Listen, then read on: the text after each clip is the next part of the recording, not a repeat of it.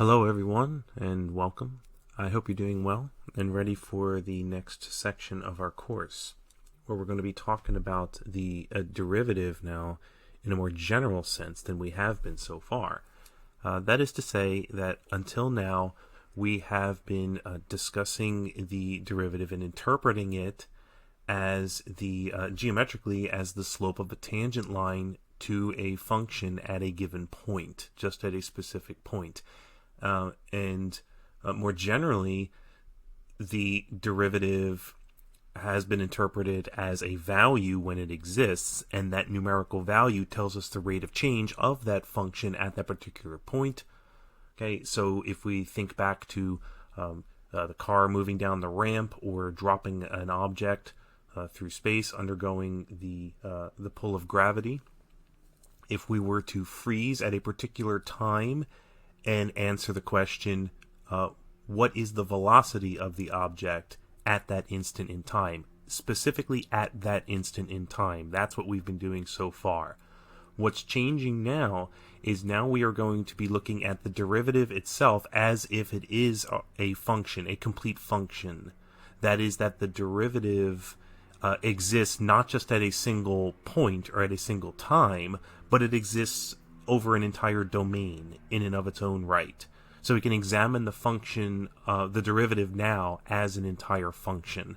So we can look at the graph of a derivative, for example, and the graph of a derivative function would pass the vertical line test since it is a function. It's going to have its own domain and its own range, and for any value within the domain of that derivative, we can plug that into the formula that we create for the derivative when we can find it, and that would tell us information about the instantaneous rate of change of the function that the derivative was derived from. So we are now to discuss the derivative as a function. That is defining f prime of x. This is symbolically, okay, calling this f prime of x now, by comparison to what we've been talking about so far, which was f prime of a.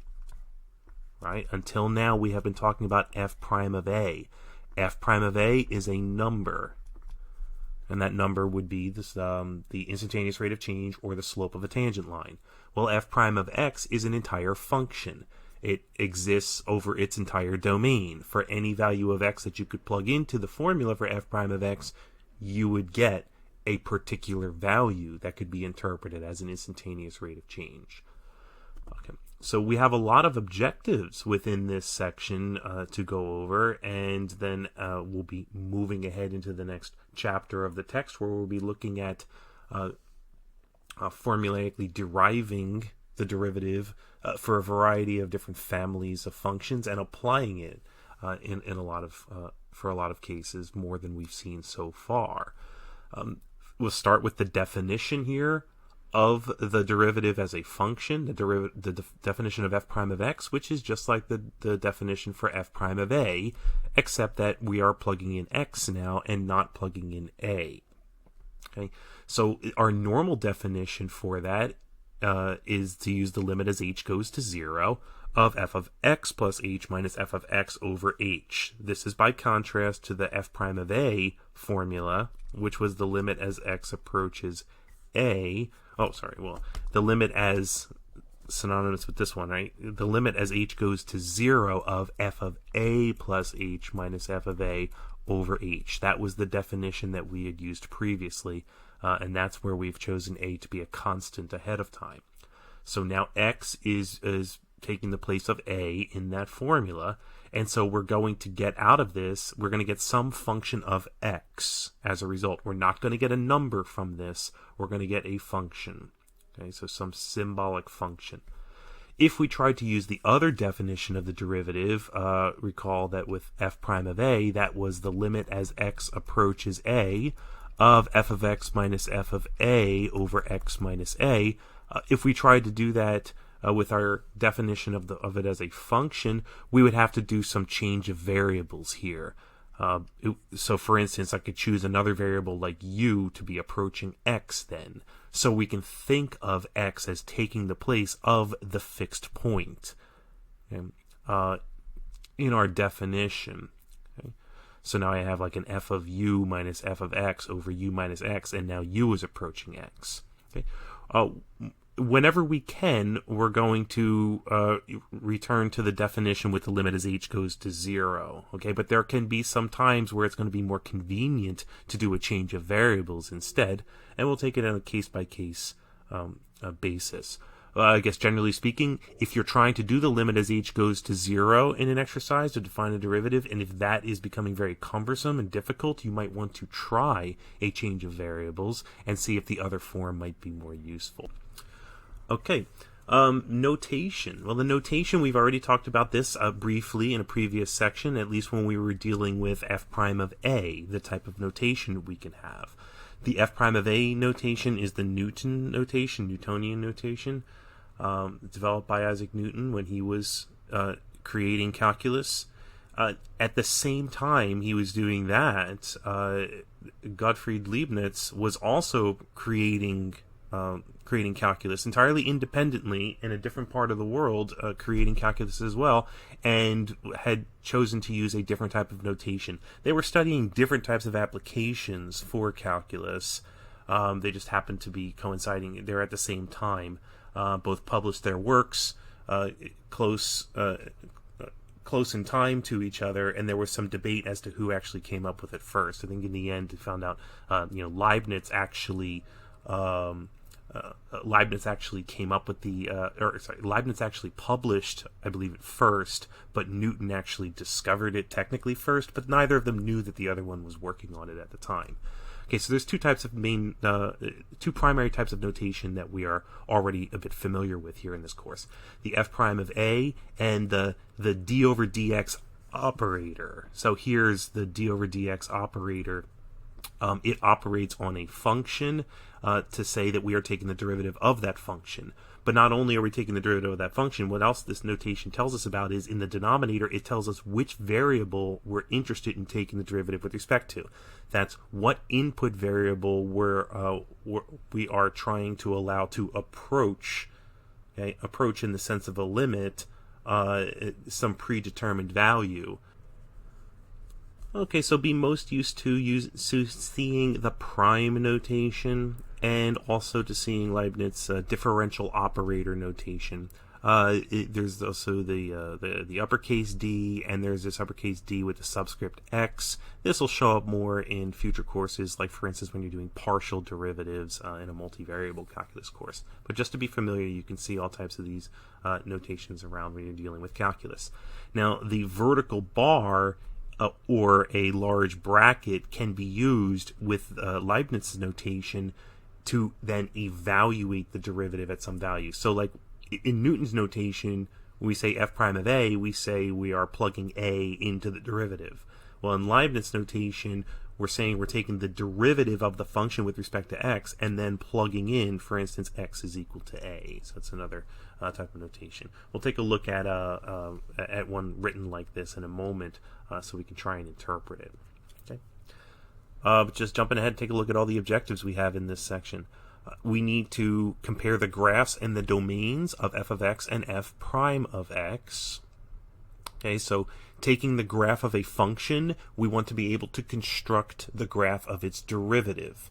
It also would be helpful at this point for us to start thinking of this process in reverse. That is, that this is invertible to a certain extent. If you're looking at a derivatives graph, the graph of a derivative function, how does that translate back to information that you do know about the function from which it was derived? Okay. The link between the two, we recall that geometrically, the derivative we interpreted as the slope of the tangent line.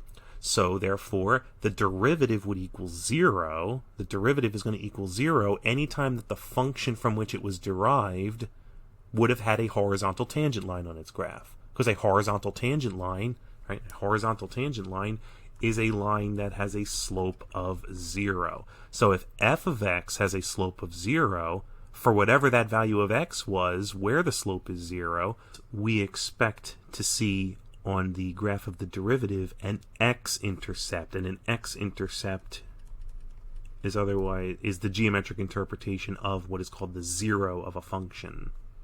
Okay, So we'll have an x-intercept on the derivative for whatever x value corresponds to where the original graph would have had a horizontal tangent line. We'll take a look at some examples where we can make this construct f prime from f. Anytime where f of x would be increasing, and if it's increasing, that means that its slope is greater than 0 on the tangent line, then we would have that the derivative is greater than 0. After all, the derivative is the slope. And any time that the slope of f of x would be less than 0, well, then the derivative would be expected to be less than 0. What does it mean as we graph the function f prime of x? If it's greater than 0, it means the y coordinates of f prime are going to be above the x-axis. Okay, so we're talking about here, if f prime of x is greater than 0, if we are graphing y equals f prime, we would expect to see f prime somewhere above the x-axis. Okay, because it would be positive. And when is f prime of x less than 0 graphically? That means on the graph of f prime, we would expect to see it below the x-axis. What about the maximum and minimum values of f prime of x? Okay, what if the graph of f prime approaches a maximum? Okay, how would we know where that occurs? By looking at f of x. That would be, again, the values of f prime are interpreted as slope. So slope is going to be at its greatest or its least on a function, okay, on a function wherever the slope of the tangent line is as steep as it's going to get on some open interval. Okay. Here's an example of an f of x, okay, of an f of x function, what it would look like if it were to approach a greatest rate of increase, something like this. So you see that for a graph that's shaped like this, and this right now is a graph of f of x, not its derivative, but f of x. Notice that this function is essentially increasing throughout this entire domain, right? It's really, from left to right, it is increasing the entire time. But it is a more gradual increase over here and a more gradual increase here as well. And it is a much steeper increase within this region here.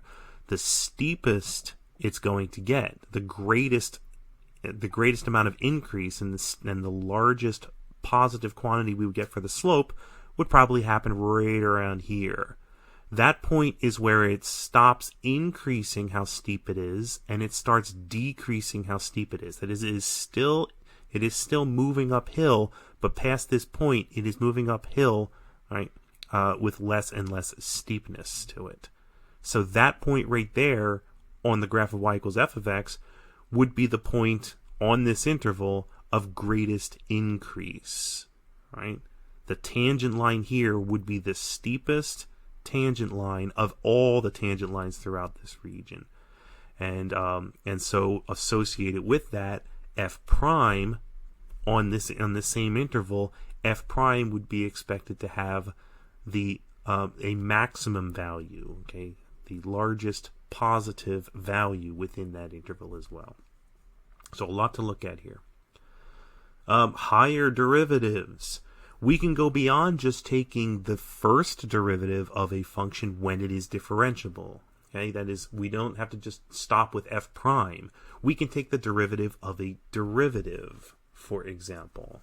Okay, so if we have y is equal to f of x, okay, then we have y prime. Well, that's equal to f prime of x, or in Leibniz notation, d over dx of f of x, for instance. That's another possible way to write that.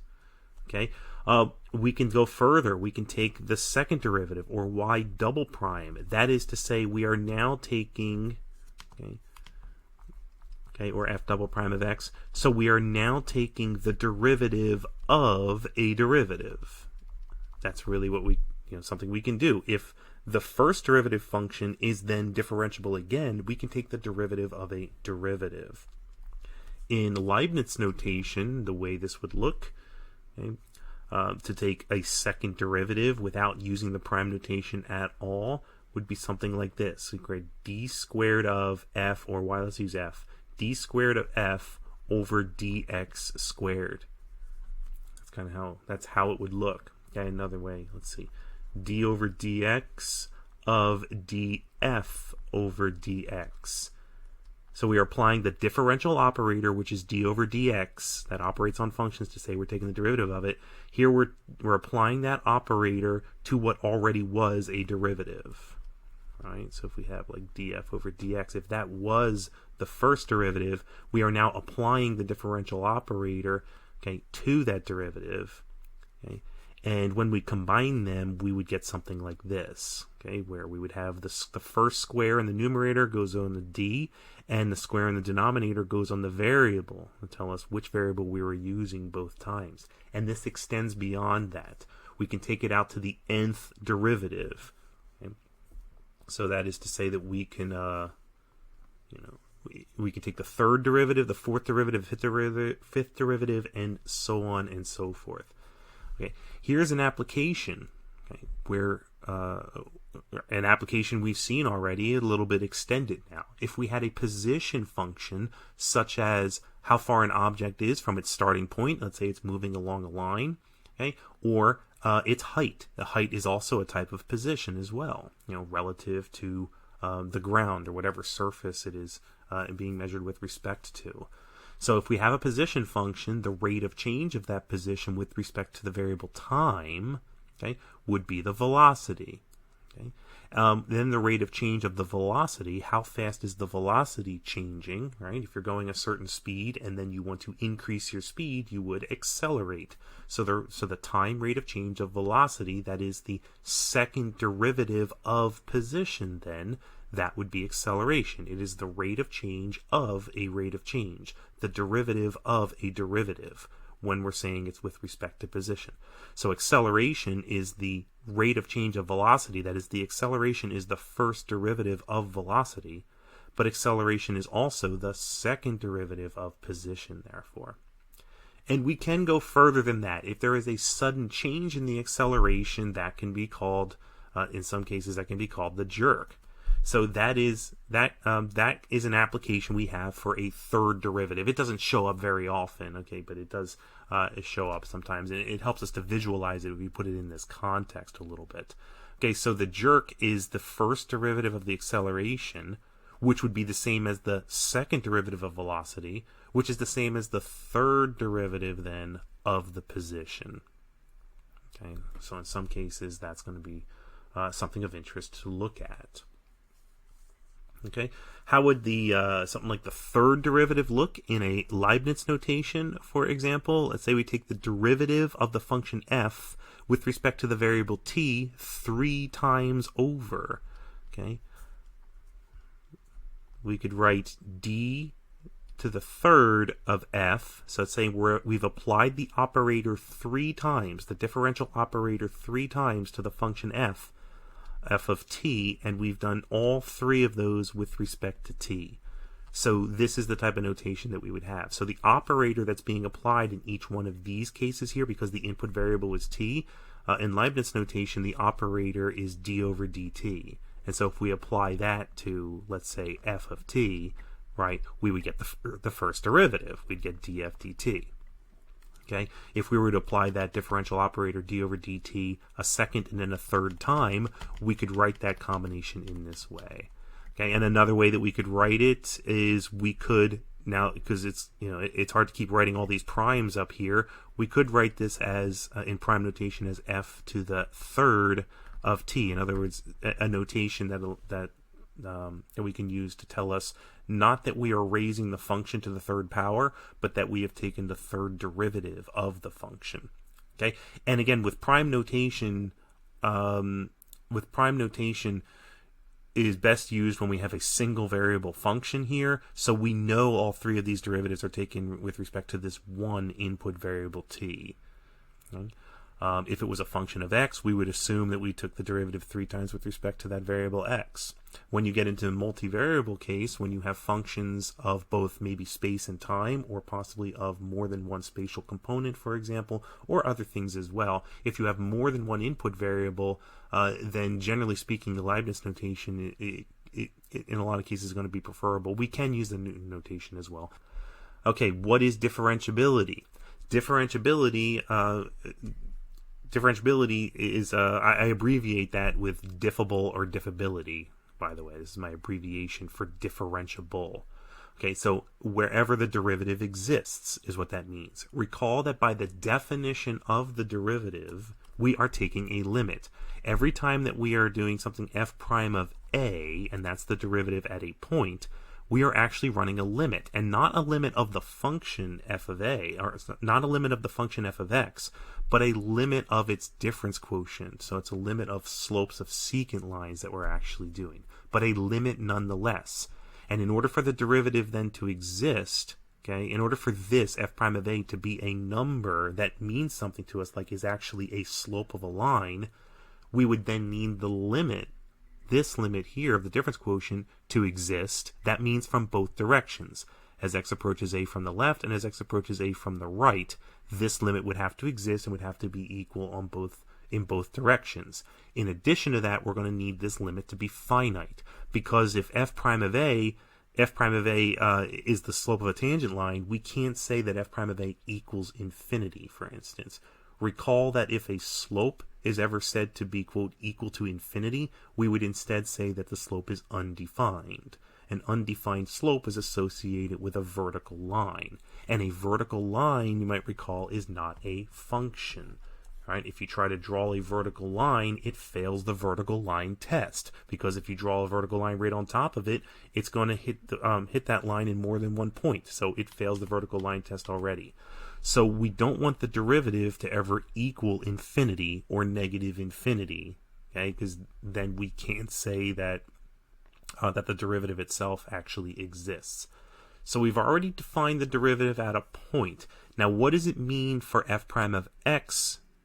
All right, for f prime of x to exist, that is, for f of x to be differentiable. Okay. Well, the same as we did with continuity previously. In the section on continuity, we defined what it meant to be continuous at a point, and then we said what it meant to be continuous on an interval. Okay. To be continuous on an interval, it meant you had to be continuous at every point within that interval, or for every number within that interval. Same here with differentiability. We know what it means to be differentiable for a point, at a single value, that is. To be differentiable on an open interval, then, we're going to have to, the derivative is going to have to exist for every value we could select within that interval. So it could be an interval with finite endpoints, or it could be an interval where one of the endpoints is infinity, or the other is negative infinity, or it could be even negative infinity to positive infinity as well. We could have a function that is differentiable for all real numbers. The polynomials, for instance, are differentiable for all real numbers. Okay, so it would have to be differentiable at every number in the interval. And notice these are all open intervals that we do not include the endpoint. Okay, because we're talking about taking the limit in this sense. Every time we think of a derivative, okay, we think fundamentally, symbolically, and formulaically. That means we have run a limit. If we say the derivative exists, it means that we have established that a limit exists. And that means, for a general limit, it means we must be able to approach from both the left and the right. That's why we have these are open intervals. When we say that a function is differentiable, we're generally going to mean that the limit exists from both sides. Right? And again, for a derivative to exist, okay, it's the limit of the slopes of secant lines that we're saying actually exists. Here are some examples, okay, about differentiability. Okay. The function f of x equals the absolute value of x. Okay, let's take a look at that sketch. Okay, and we'll take a look at an example later as well. It's a little more complicated than that. Here's the graph y equals the absolute value of x, or f of x equals the absolute value of x. Okay, this is differentiable, but it's not going to be differentiable at 0. That is this point right here. Even though it is continuous, okay, even though this is continuous, okay, at x is equal to 0, that is, we can draw the whole curve without lifting the pen, it turns out it's not going to be differentiable there. Why is that? Take a look at the slopes of the secant lines from the left of 0 and the slopes of the secant lines from the right. Okay, the slopes of the secant lines from the left, they're approaching this, right? They should be approaching the slope of the tangent line that would exist at 0 as well. Well, all the slopes from the left are all going to be equal to -1. Okay, so on the left, we have m is equal to -1 constantly throughout this whole region over here. Okay, but on the right over here, for all the secant lines and tangent lines that we choose, the slope is equal to 1. And there is no smooth transition between the two. So if we look right at 0, okay, the slope does not exist, okay, at x is equal to 0. Okay, from the left and from the right, those don't equal each other, so the derivative itself would not exist right there at that point. And so that's, we can use this the geometry, okay, of this picture to see why the absolute value function, even though it's continuous at 0, the absolute value function is not differentiable at 0. Okay, and that's because we went through what is a corner here. There was an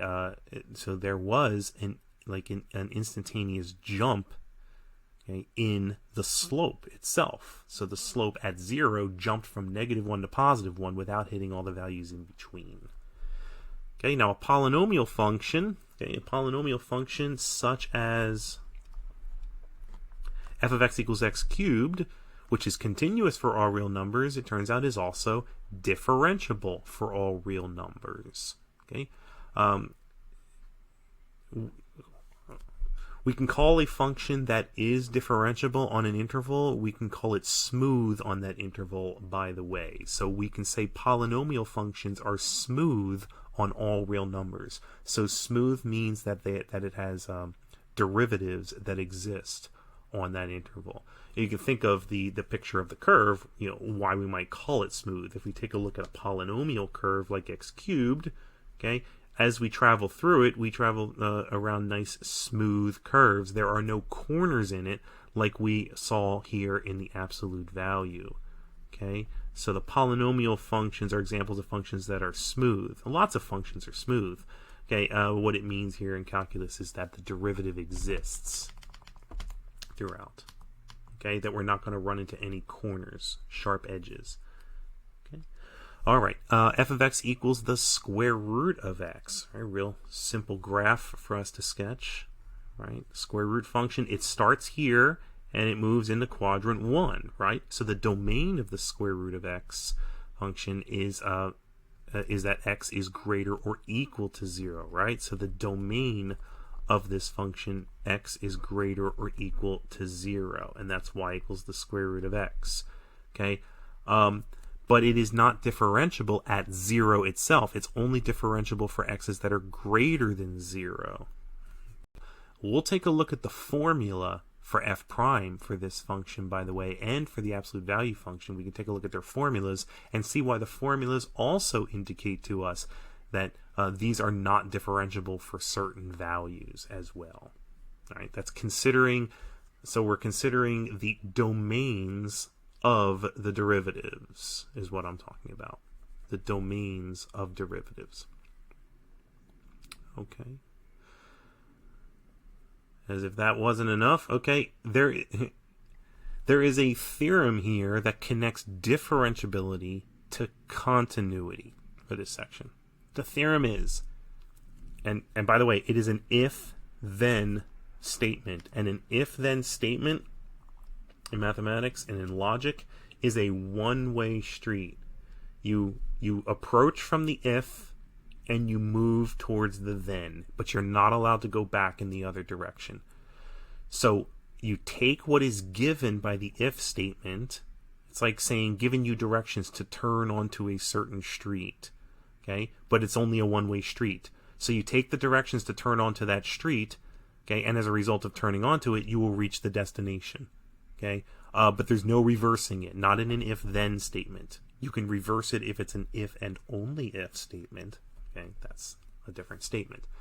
This is if f is differentiable. That's if the derivative exists at a. Okay, so that's to say, okay, if f prime of a exists, if that's already known to be so, then f of a is equal to the limit as x approaches a. Okay, so recall that that's the definition of continuity right there.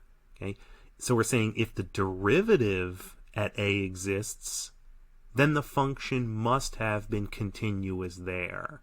Okay, I'm not going to do the proof for that. You can see there's a proof in the book, and there's other proofs you can find online if you're interested in the proof for this. I'm not going to include that in this section.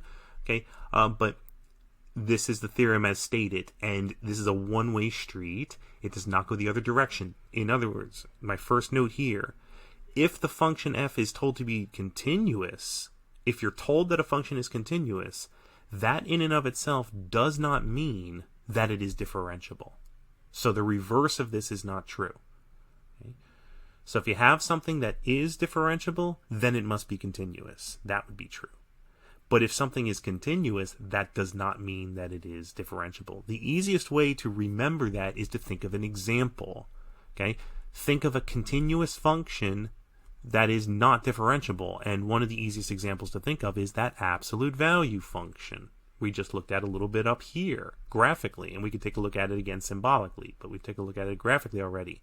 We've already shown here that it is possible to draw a function that is continuous at a point, continuous right here at this point in this for this example, but it does not have a derivative at that point. Right? The slopes don't match. Okay. All right. So the reverse of this statement is not true. If you have a continuous function, it doesn't guarantee it's differentiable. The other note I have here is that you can reverse this statement if you negate both of these. That is, if a function is not continuous, that is, if there is a discontinuity at a, then you know that it is not going to have a derivative at a. Okay? So if it's not continuous, then it will not be differentiable. Okay? Isn't it just maybe a little bit easier to take a look at all these words and all these symbols on the page? Can it be made a little bit easier by applying some geometry here? Right? Analyzing all this information geometrically, right? Analytical geometry. I find that to be really helpful. Okay, so we'll take a look at pictures of graphs and try to interpret all these objectives we have here in this section by using the geometry. Okay, all right. How are some places where by looking at the graph of a function f, how might you know by looking at its graph only that it may not be differentiable at a? Okay, in fact, that it won't be differentiable at a if it has any of these types of features on the graph. The first is a corner. Okay, so a corner is like what we saw with the absolute value of x. Okay, and a corner is really can be found symbolically or analytically by saying, look, the slopes from the left exist as a finite number, like maybe the slope is approaching -3 from the left, just as an example. And the slope exists from the right as a number. Maybe the slope from the right is equal to +1. Okay, but the slope from the left and the slope from the right do not equal each other. That would happen in a corner. So that's where you have a finite slope on the left and a finite slope on the right, okay, but the two do not equal each other. That would be a corner. And we can see from the graph that the reason why the derivative doesn't exist at a is because the slope from the left and the slope from the right don't match each other. So the limit, okay, the limit of the slopes of secant lines from left and right, okay, that limit does not exist.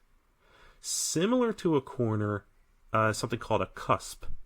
So a cusp, I tried to exaggerate it and make it look really like what a cusp is here, and I should mark where A is, right? A would be the input value at the cusp itself. So for this point right here, by the way, the corner and the cusp, both of those are continuous functions. They are continuous at A, but neither of them are differentiable at A. Now, what the difference between a corner and a cusp is that a cusp, the tangent lines are approaching an unbounded value. That is, we have, in this case, the slopes of the secant lines are approaching -infinity from the left. But the slopes of the secant lines from the right, notice, are actually approaching +infinity. Right? If I tried to draw a secant line on the right, or even a tangent line on the right, we'd have a very, very steep, with a positive slope, tangent line from the right. And then from the left, okay, we would have what is a very, very steep, right, a very steep but negative slope, okay, from the left. But the difference between a cusp and a corner, again, is that for a cusp, both of these slopes are going to be approaching either infinity or negative infinity. And then, so one of them would be going to infinity, and one of them would be going to negative infinity. Okay, so in this case, I have, m is approaching negative infinity. Okay, if that's the green m, so the one from the left, and the one from the right, we have m is approaching positive infinity. Okay, for the corner, recall we could have, for instance, maybe that m is equal to 1, I said over here. But maybe over here, okay, if we talk about what would be the slopes of the slopes of the secant line, what are they approaching in sense of the limit as we get closer and closer to a? Well, maybe it's that m is, I should be saying approaching and not equal to, but maybe m is approaching something like -3, for example. Okay, so the idea with the corner, okay, is that they're both finite but not equal to each other, the slopes from the different sides. And with a cusp is that the two limits of the slopes are approaching unbounded values, infinity on one side and negative infinity on the other side. And since I've already been talking about where the slopes of secant lines are approaching unbounded values, let's take a look at the vertical tangent.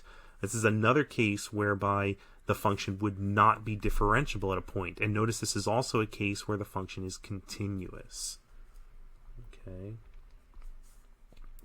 This one's continuous right here, right? This one is continuous right here, right? This is a continuous function through the cusp.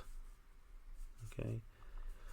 And yes, for the vertical tangent as well, okay, another example of a function that is continuous at a, okay, continuous at a as well, okay, but its derivative won't exist.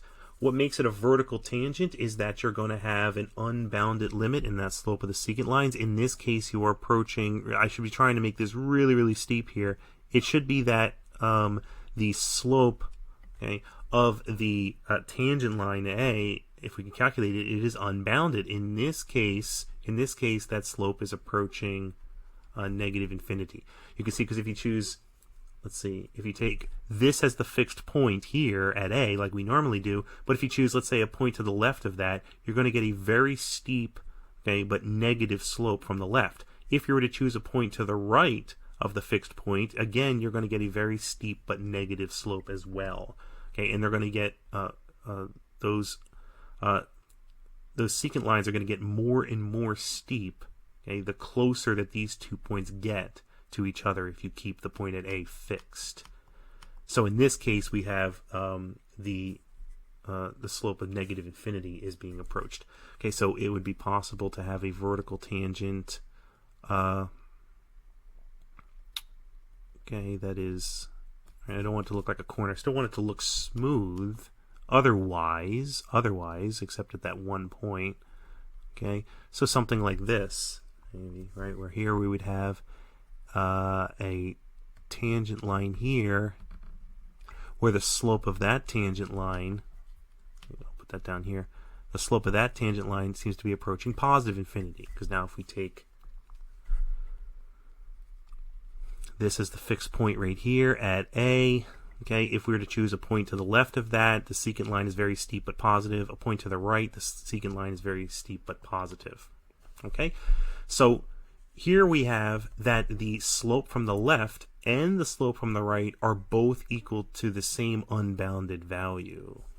Okay, all right, so I could write this symbolically like, okay, so if we take the limit as x approaches a from the left, okay, of the derivative f of x minus f of a over x minus a, okay, that limit right there, okay, for instance, for this case here, for the first example I drew, that seems to be going to negative infinity, okay, and now we can't say that that's equal to f prime of a, okay, because f prime of a needs to be a number. We can't say this equals negative infinity. We can say a limit equals negative infinity, but we can't say that the function, okay, evaluated at a point is equal to infinity.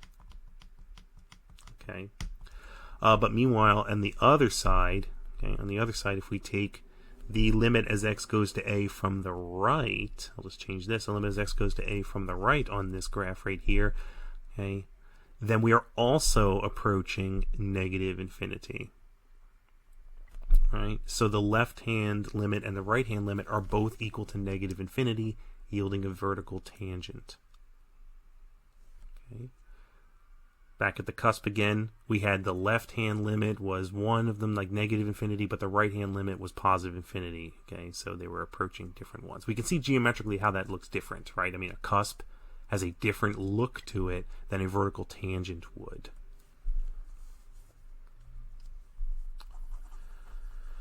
All right, and then the let's see, the discontinuities themselves. Again, like, how can we know from looking at a graph of a function? How do we know that it's not differentiable at a? Well, if it has a discontinuity at a, it cannot be differentiable. Okay, we stated that up here that is going to be true by logic. Okay, if f is not continuous at a, then it is not differentiable at a. Well, let's take a look at some cases why that is. We have this discontinuity here. This is called a jump discontinuity. Right? We have here an infinite discontinuity. Right? So infinite discontinuity here, and here we have the removable type of a discontinuity. Okay? What's the deal in all three of these cases? Why is it that we cannot evaluate the derivative here? Notice for any type of discontinuity, we can't reasonably have a fixed point for a variety of reasons here. We can't have a fixed point which is required for us to be able to find the correct slopes of secant lines. Let's start with the removable one. Okay, recalling that, the derivative, right? If we want to find f prime of a, it's, for instance, the limit as x goes to a of f of x minus f of a over x minus a. Okay, in order for us to have a chance of evaluating this, that means that f of a must exist. We must have the point a f of a. That must exist. If it doesn't exist, if there isn't a point there, then we have nowhere to fix our secant lines to, and we can't run the limit anyway because we have no quantities here.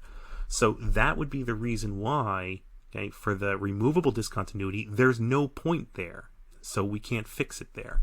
And for the infinite discontinuity, there's no point up here that we could put, right? Even if we put another point floating around somewhere down here, we still have an issue to contend with, which is similar to the issue we have with the jump discontinuity as well, for example. Okay, but in these types of graphs here, we can see that the first issue is we have no actual point a f of a, and so we can't do this. For the jump discontinuity and for the case that we have a point that is not on the curve, just isolated from the curve, the issue is that from one side or the other, the secant lines are not going to be correct. So let's take a look at the jump discontinuity, for example. If we were to choose a point to the right of that fixed point, we would find a secant line, and then we could run the limit, and we would get a reasonable tangent line from the right only, and only from the right we would get a reasonable one. Okay, but if we were choosing a f of a as the fixed point in this case, but then selecting a point to the left of a, that would force us to pick a point like up here. And we can't choose this location because f of a is right here. That gives us a secant line like that. And that secant line and others that we might choose, right, don't tell us information about the direction that the actual curve is moving in. So, right, the slopes of these lines right here aren't telling us the information about the trajectory of the curve itself. Because this point right here is not a point we're allowed to choose, and that's why. So the limit from the left for this example is not going to be accurate to the graph, right? Similarly, if this was the filled in point, but that wasn't, remember, we can't fill in both. If they were both filled in, this wouldn't be a function. It wouldn't pass the vertical line test. It has to be one or the other.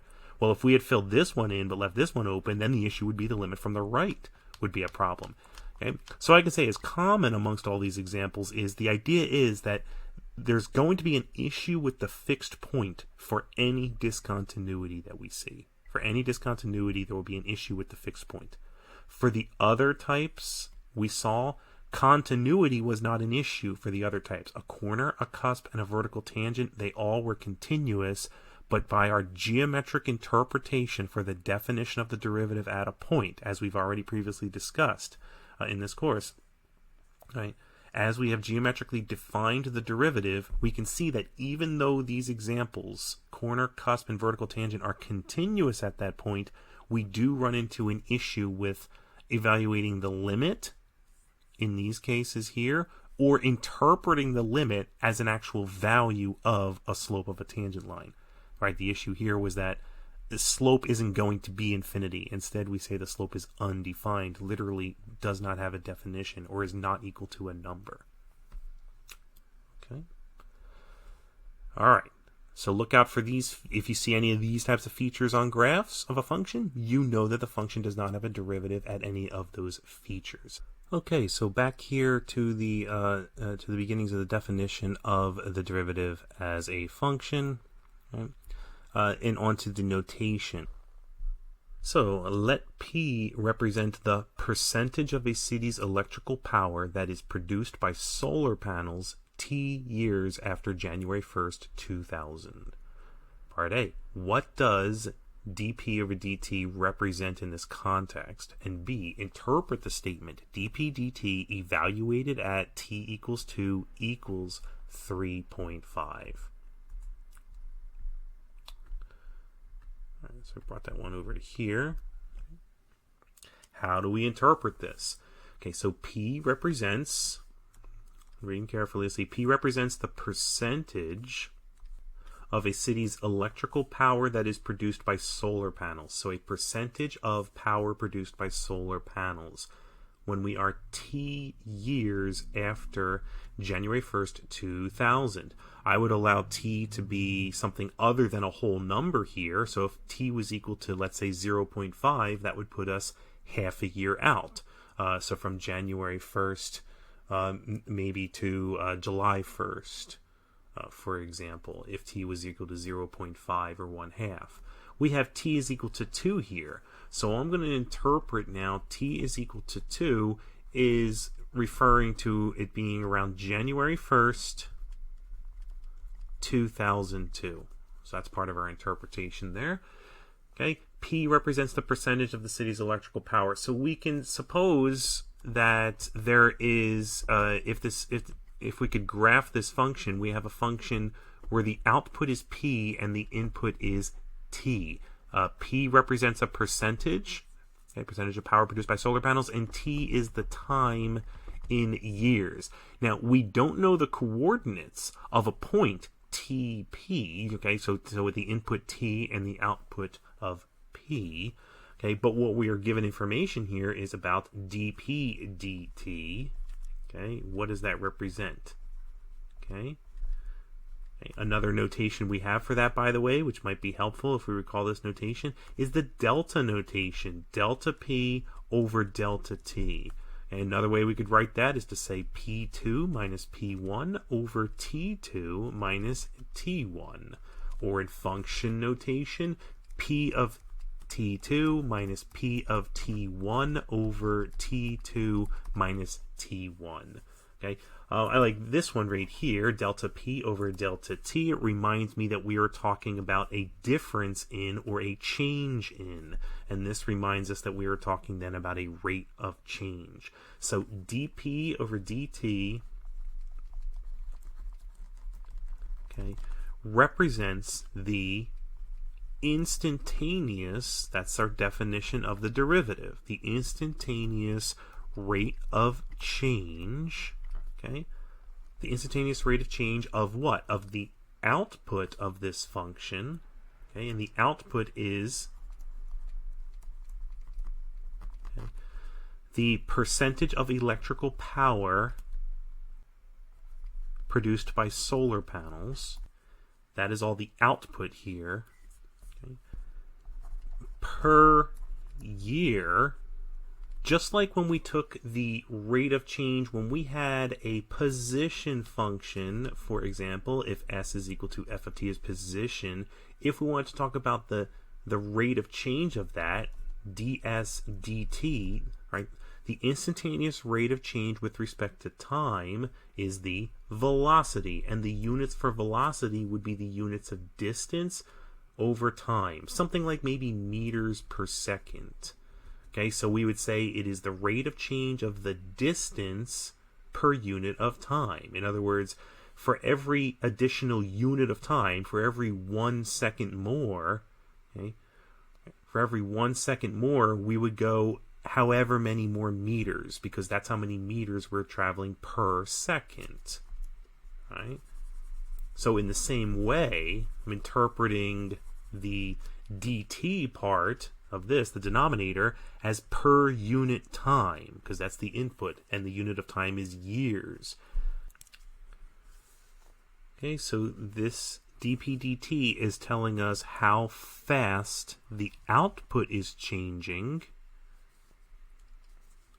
The output is the percentage of power produced by the solar panels. Okay.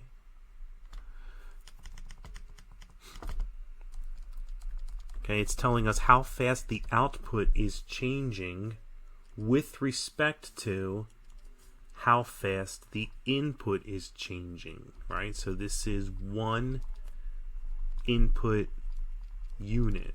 Okay, so 1 year. It is the change in the output with respect to the change in the input, written as a ratio. Per is like divide, right? So we have delta P per delta T, okay? So if the change in time was 1 year, we expect the output of this, if we write this as a ratio, 3.5 over 1, right? If we were saying that the time changes by 1 year, we would expect the percentage of power produced by solar panels to change by this quantity right here at that instant in time. Now that's our interpretation for part B. Okay, so part B, dp dt evaluated at t is equal to 2 equals 3.5. Interpret that statement. Okay, the output, that is the percentage of power produced by solar, okay, right, for this particular city. Okay, oh, there's our next question. Okay, for that particular city, the percentage of power produced by solar for this particular city, okay, is increasing at the rate of 3.5. What are the units for the numerator? Percent units. It's increasing at 3.5% per year. Okay, 3.5% per year. Okay, so that's 3.5 over 1. The change in the output is 3.5%. The change in the input is 1 year. So 3.5% per year. Okay, on at the instant that t is equal to 2. And that would be on January 1st, 2002. Okay, that's the instant that we're looking at it. Okay, so this is the instant that we're evaluating this. At that moment, this is how fast, right, this function is changing. All right, so the output is the percentage of power produced by solar. Okay. We have per year, 3.5%. Okay, so how can we use that information? Now, as they are, let's say, whatever they're doing in the city with the solar panels, producing more solar panels, using more solar panels throughout the year, we would expect that the rate at which this is increasing to change. It might be a higher number next year. It might be a lower number next year. It might be the same number next year. It might be a higher number in July, but a lesser number in August. You know, there's all types of things that can happen. So, and this is not a guarantee of what's about to happen. But for whatever for whatever percentage of power that the city is currently using, all right, indicated by whatever the for whatever the value of t is when t is equal to 2, and so that would be January 1st, 2002. For whatever percentage they happen to be using on that day, the expectation is that the trend suggests that they predict that by t is equal to 3, if nothing else changes and if this trajectory continues, they would predict to be at 3.5% more electrical power controlled by solar. That is a prediction. Right? Now the curve itself might not be linear. It might not be moving up in that trajectory. It might be just that at that moment, maybe we have a function that is at that moment moving like that. Okay, so that is kind of like a tangent line, but maybe it's doing something like this. Maybe they're going to stop producing as many solar panels over the next year, and so it's not going to be as steep of a curve. But maybe there's an increase to the amount, and that they're actually going to see a better result after the next year goes by than their prediction of what they're going to get next year. In any case, they're looking at the trend right now at that instant. Okay, is that they expect they would have an extra 3.5% of their electrical power covered by solar in the next year. And that's the prediction that's being made 2 years after January 1st, 2000. There's our interpretation for this derivative right here. And a little bit of a geometric analysis of that as well. Okay, let's try this example now. From the worksheet, use the given graph of f of x to sketch the graph of f prime. Okay, so over here, I introduced you to these things to look out for. Okay, the connections between the two, recalling that a derivative at a point represents the slope of the tangent line of the curve geometrically. Anywhere where we would see a horizontal tangent line on a curve, its associated derivative function will have a 0, that is an x-intercept. Okay? If the function is increasing, we expect the derivative to be positive, that is north of the x-axis. If our function is decreasing, okay, then we expect the derivative to be south of the x-axis. Okay, and then if we find any inflection points where it seems like it's at its greatest increase or its greatest decrease in the other direction, we're going to call those inflection points. Okay, those would be associated with where we have maximum or minimum values. Let's see if we can determine by use of tangent lines here on this curve, okay, why these conclusions seem to be correct. Okay, let's start by locating the points where, right, now this is again the graph of f of x that we are looking at right now. Okay, let's figure out where is f prime of x equal to 0. Okay, where's f prime of x equal to 0? That would mean where is the slope of f of x equal to 0, right? The slopes of the tangent lines. Okay, so that seems like to me that would be right here. We would expect to see, okay, a tangent line, okay, with a slope of 0. Here we go. I'll choose a different color there. All right, m is equal to 0. Okay, and right here we're also going to have a point, right, where the tangent line looks like it's going to have a slope of 0 as well. Remember, a tangent line shares a point with the curve and shares the same direction as the curve from both the left and the right. So this has to be nice and smooth here for this to be correct. Okay, so let's choose a different color. How about purple here? Okay, so the x value for this point, that right there, okay, is an interesting x value for us. Let's call that, I'll take this x value over here as well as of interest to us. I'm going to call this one A, and I'm going to call this one B. So those are values of x right now. Okay. Now I'm going to construct another grid down here in line with this for us to create the sketch of y equals f prime of x. Okay.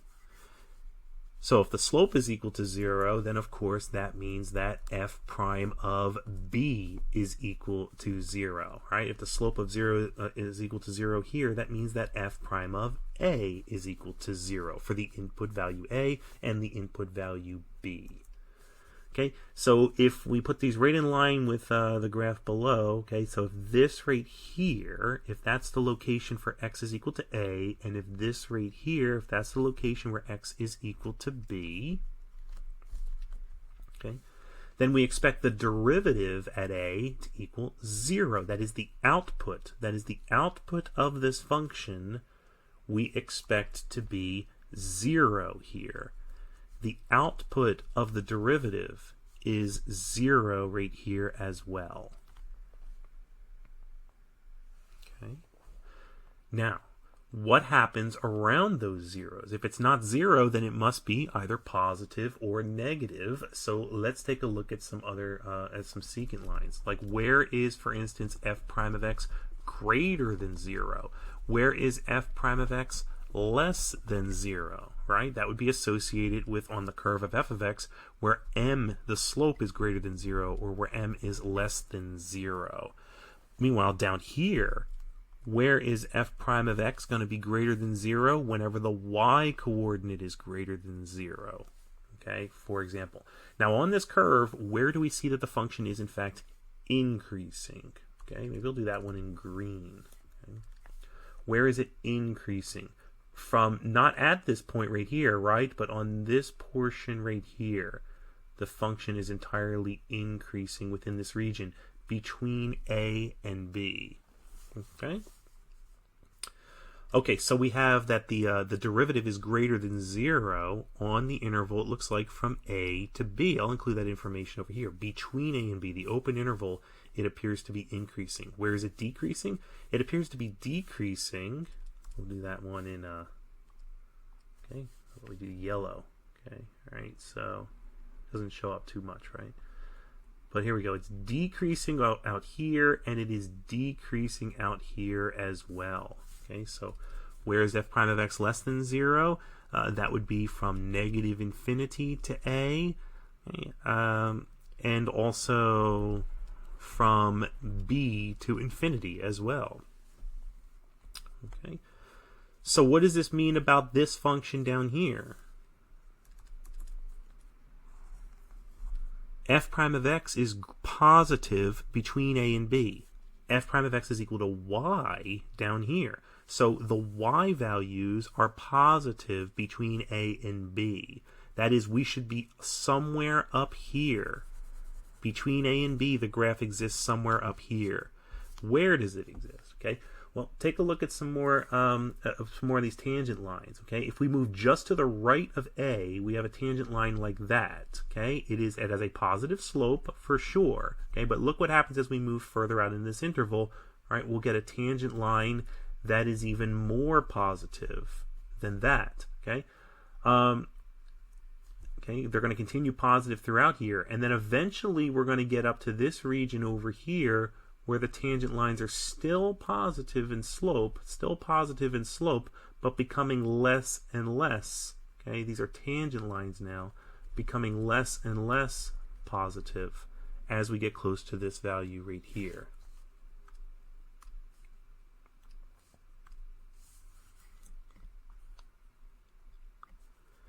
All right, they're all positive throughout this region, but this tangent line is less positive in slope here than it is here. Okay, and it's going to remain positive throughout this whole region. But notice, if the slope goes from 0 to positive and then eventually gets back to 0 again, but it's been positive all throughout, then it must have reached a maximum slope in here, a maximum positive slope. It had to. So it, right, is it went from 0 to positive, and then it came back to 0 again, and this slope existed all throughout this region. So it must have reached a maximum. Where did the maximum occur? Okay, the maximum looks like would have occurred around this point right here. At that point, we're going to get the maximum slope. Okay, at that point right there, right, called an inflection point.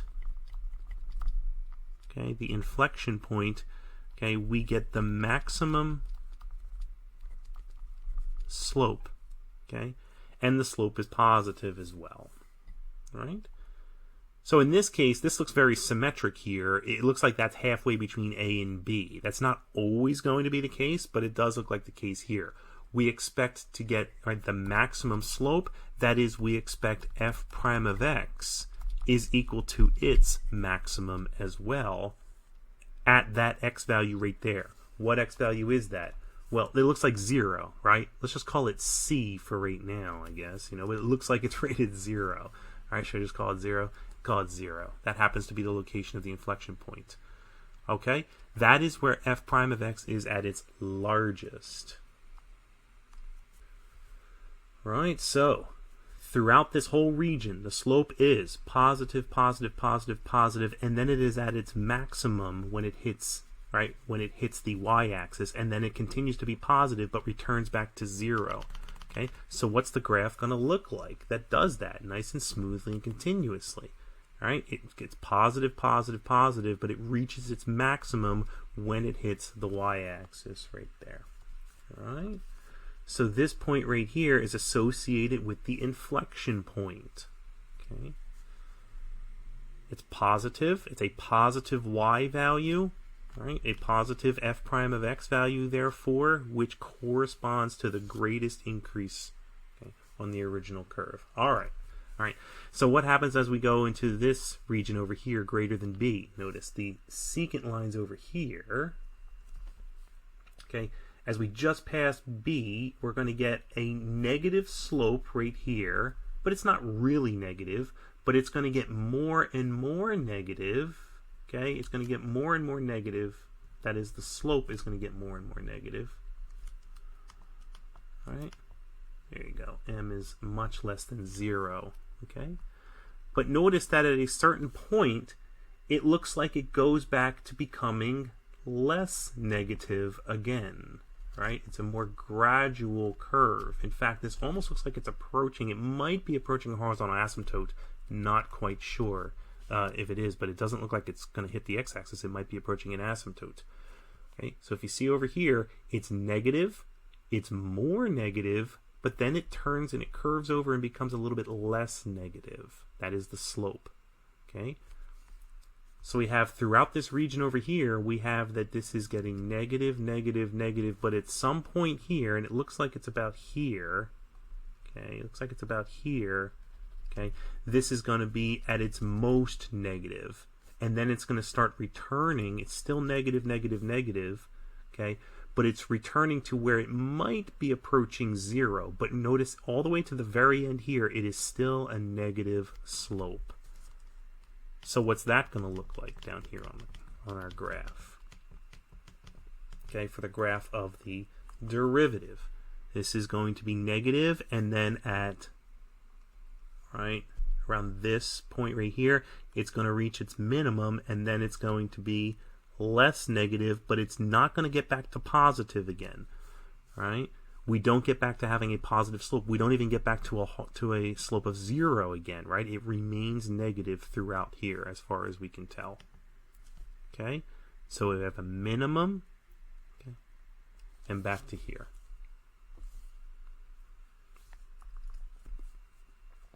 All right? That point right there is another inflection point. Okay? Okay, so that was the maximum rate of decrease there. It stopped curving over like this, like a bowl upside down, and it started curving under like this, like a bowl that, if it were to continue around like this, would collect rainwater, we could think. It stopped curving over and started curving under at that point right there. That point then would be another inflection point. Okay? And that's associated with a minimum. Okay?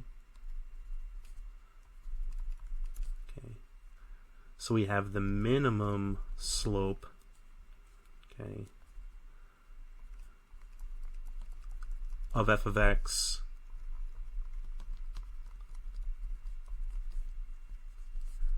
corresponds to a minimum point on the graph of f prime of x. That's this point right here. Okay. On the other side, over here, all right, what else is happening? We have a, we'll stick with blue there. Okay, we got a negative slope here.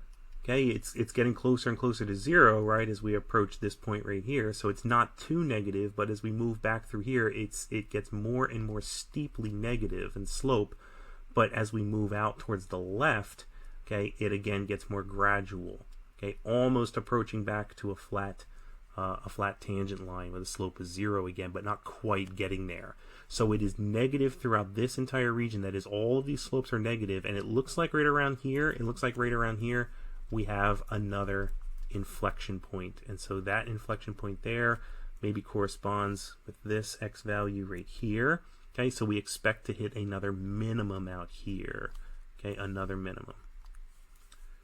Okay, and then the curve is going to do something like this, min out, and then come back, but remains below the x-axis because the output, that is the y-coordinate of every point along here, is still negative because the derivative was negative of the original function.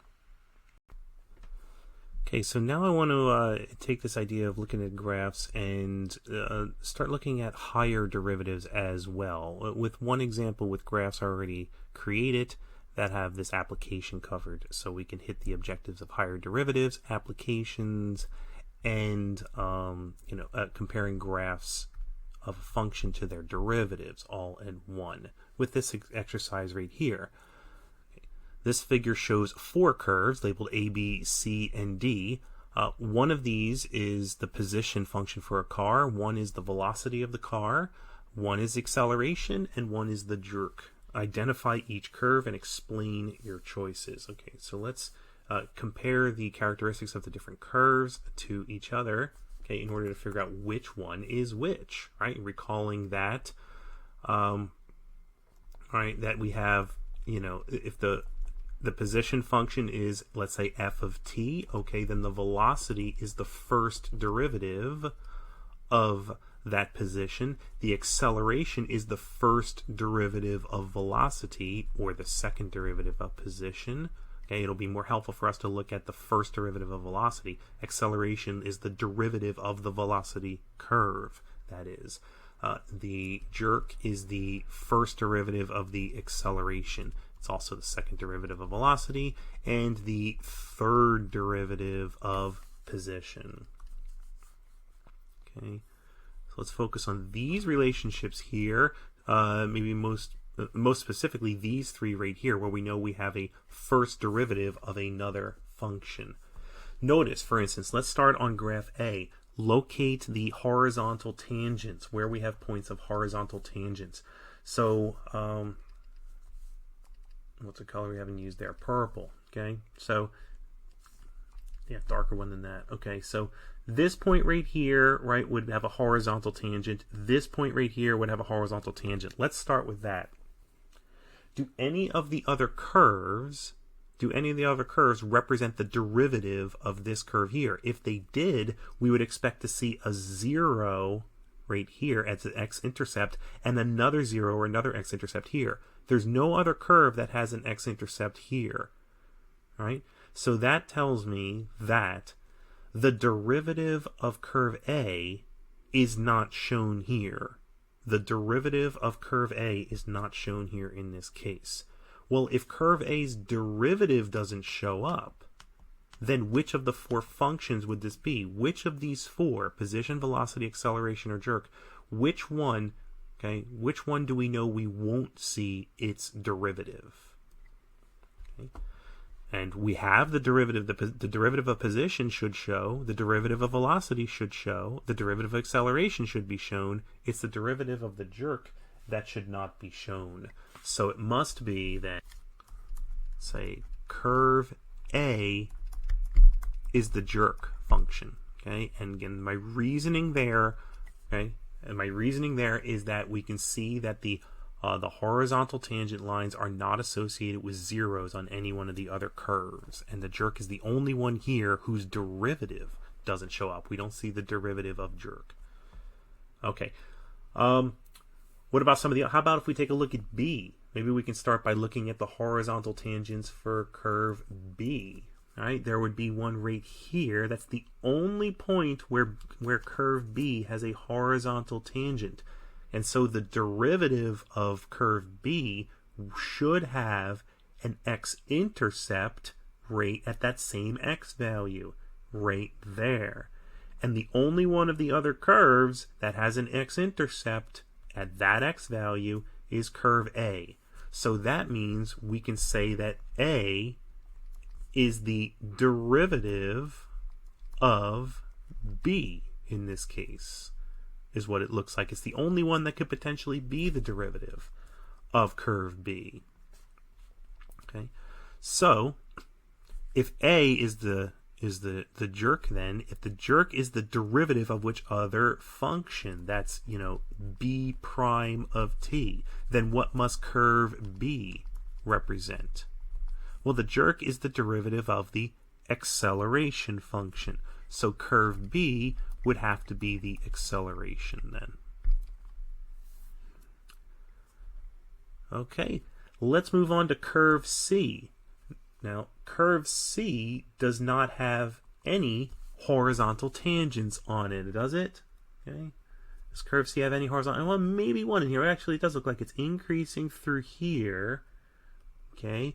And then it looks like it is decreasing over here. Yeah, it's decreasing over here and increasing through here. So it must hit, right, it must hit a horizontal tangent somewhere in this region. Must be horizontal. And that means somewhere in this region, we should also find an x value, okay, that shows up as a 0 of another one of these functions then. And that's where it looks like. So that is helpful information there. Otherwise, notice we have that C, the slopes of the tangent lines of C from here all the way to here, the slopes look like they are all positive. And then we pass this point and the slopes become negative. So we've crossed through a 0 on the derivative. Okay, and if we take a look at curve B is entirely positive throughout this same interval here, hits 0 right there, and B goes to the negative. If B is outputting a negative value, that corresponds to a negative slope on the function it was derived from. Okay. So that is that it looks like B is the time derivative of curve C. In other words, C prime of t. And we already know that B is the acceleration. The acceleration is the derivative of which function? The acceleration equals the derivative of which function? Acceleration equals the derivative of velocity, it says. Okay. So curve C, it looks like, is the velocity function, therefore. And that leaves only one curve. It must be by process of elimination. Curve D must be the position function. Now let's just go and verify that by looking at the graph. Okay, see, look at curve D. There are no points on curve D where it has a horizontal tangent. Okay, but what we do notice is on curve D, okay, the slopes are always positive. That is, it looks like d prime of t, let's use a darker color than that. Okay, it looks like d prime of t is strictly greater than 0 for all values of t that are greater than 0. So it's always positive, right? The slopes of d are always positive. Okay, so if that's true, then we expect the curve that represents its derivative, okay, to always be positive as well. That is, the outputs of that curve to always be positive as well. Okay, so we have d prime of t, which we can see from the curve up here is always positive. The slope is always positive. Okay, or d over dt of d, not the most convenient notation right here with all these d's floating around. Maybe the prime notation is better. Okay, which curve is positive in its y values, that is? Which other curve has y values that are all positive? and that would be curve C. Notice how curve C is always above the horizontal axis, so it has only positive y values. So curve C, which we recently said was the velocity function, is the derivative of curve D. Okay, the velocity is the derivative of which function? It's the derivative of the position function. So curve D must be the position function. There's some graphical analysis with application built in. Okay, so now I think I'd like to try some symbolic examples where we are calculating derivatives and constructing graphs. Okay.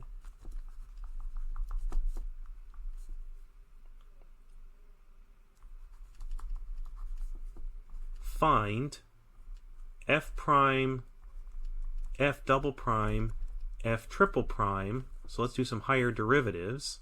Okay. And also sketch,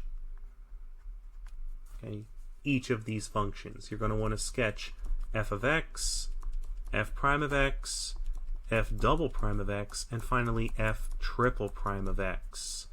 Okay, given the function f of x is equal to x to the fourth minus 16. I like this one. Okay, it's a good example to choose.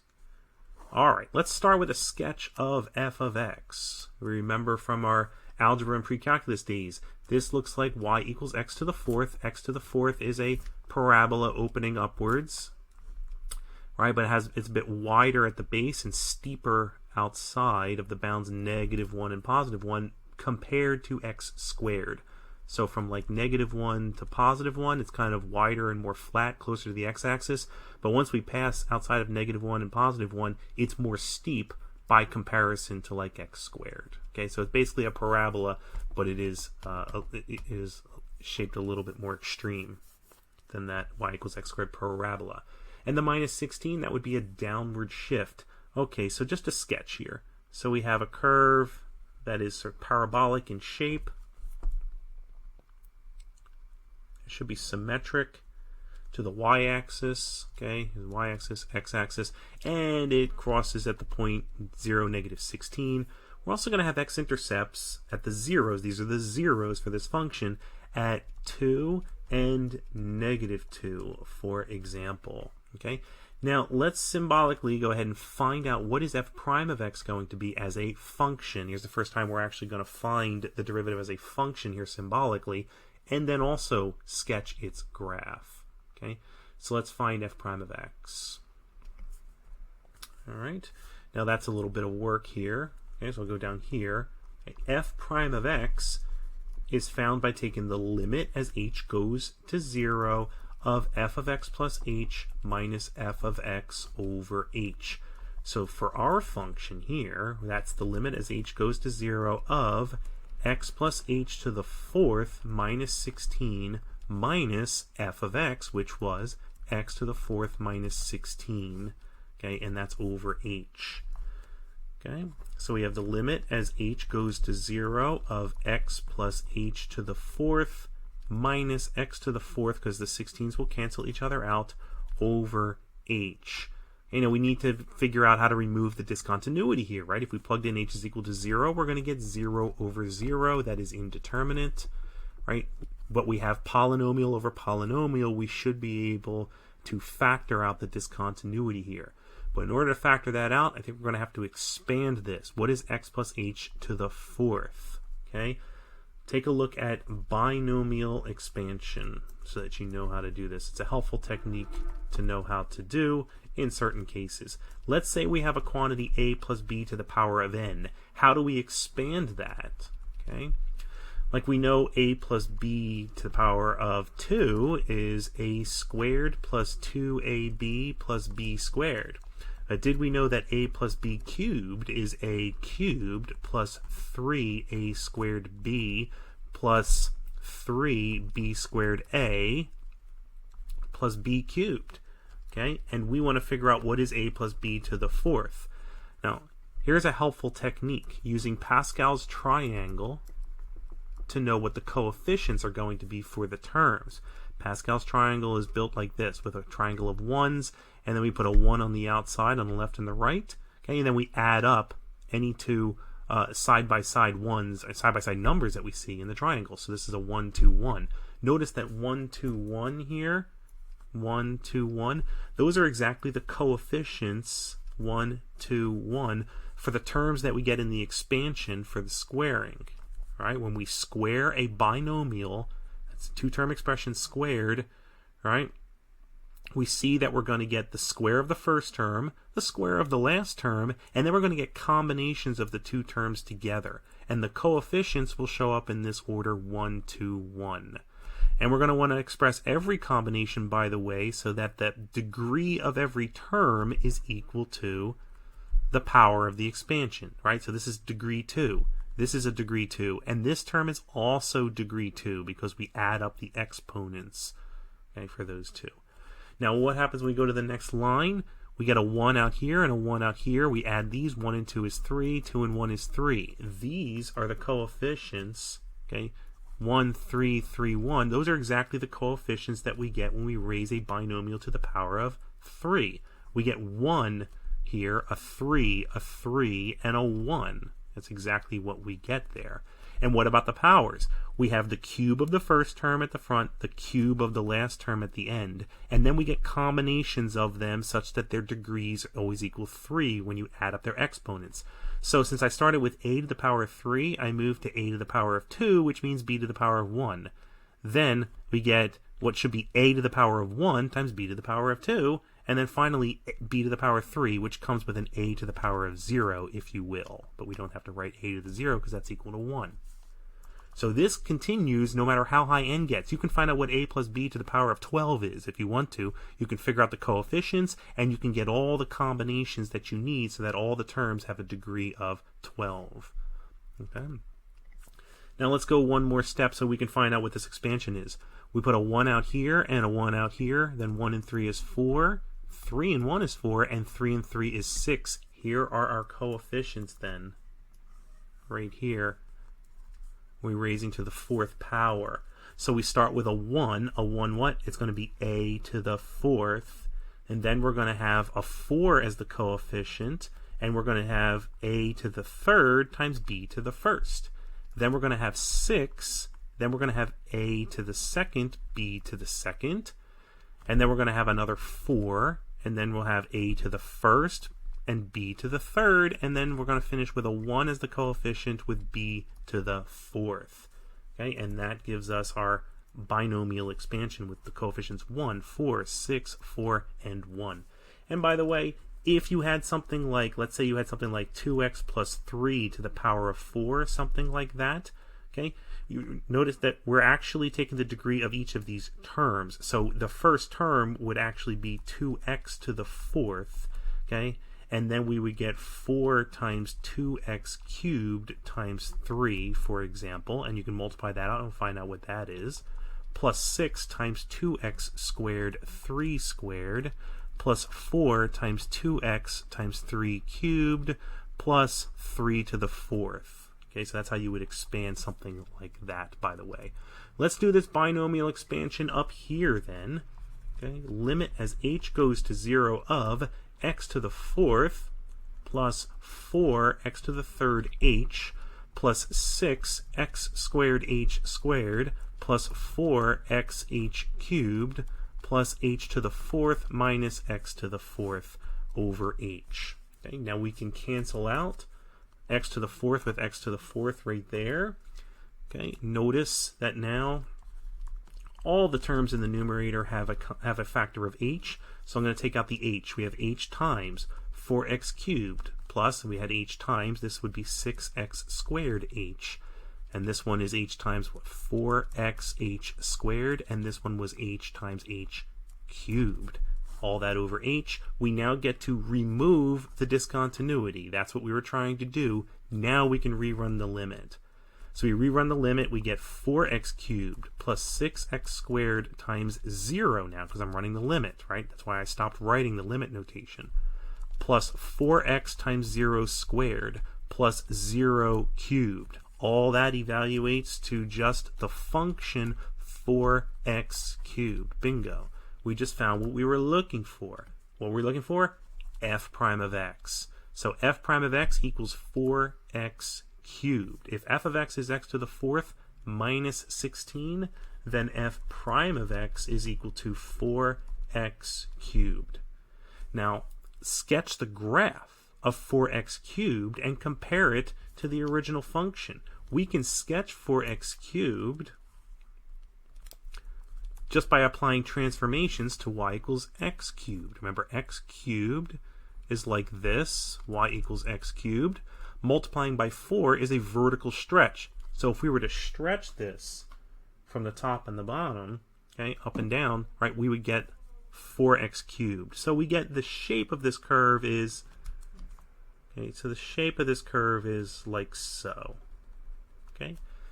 Now analyze this. Does this curve look like, from our previous interpretation of the derivative of a function by using its graph, does this look like the correct derivative curve to this function? Notice the original function f of x would have a horizontal tangent right here. Well, that is associated with a 0 on our function here. And notice that the tangent lines on this, okay, on this region, that is wherever x is greater than 0, these tangent lines all have positive slopes, and they're getting more and more positive. Positive, positive, positive, positive, and more positive. So the outputs here are getting more and more positive. That seems correct. And on the other side, we have negative slope, negative slope, negative slope, but getting more and more negative as we move to the left. Similarly, the outputs of our derivative function, okay, are negative on that entire interval as well, and they get more and more and more negative as we move to the left. So yes, this graph does seem to correspond, okay, it does seem to represent the derivative of this function. So continuing with our differentiation, we're going to now take the second derivative of f of x, which would be the first derivative of f prime of x. So now we're going to find the derivative of 4x cubed. Right. So we have f prime of x is 4x cubed. Our quick sketch over here. There's our function. Okay, and from that we are going to find f double prime of x, which would be the same as saying we're taking the first derivative of f prime of x, so the derivative of the derivative, or the second derivative with respect to x both times of f is another way to say that. Okay, so how do we take the derivative of f prime? We treat f prime of x as a function. Right, that's what we're doing in this section. So that means f double prime of x is the same as saying we are taking the derivative of 4x cubed. So we take the limit now as h goes to 0. Okay.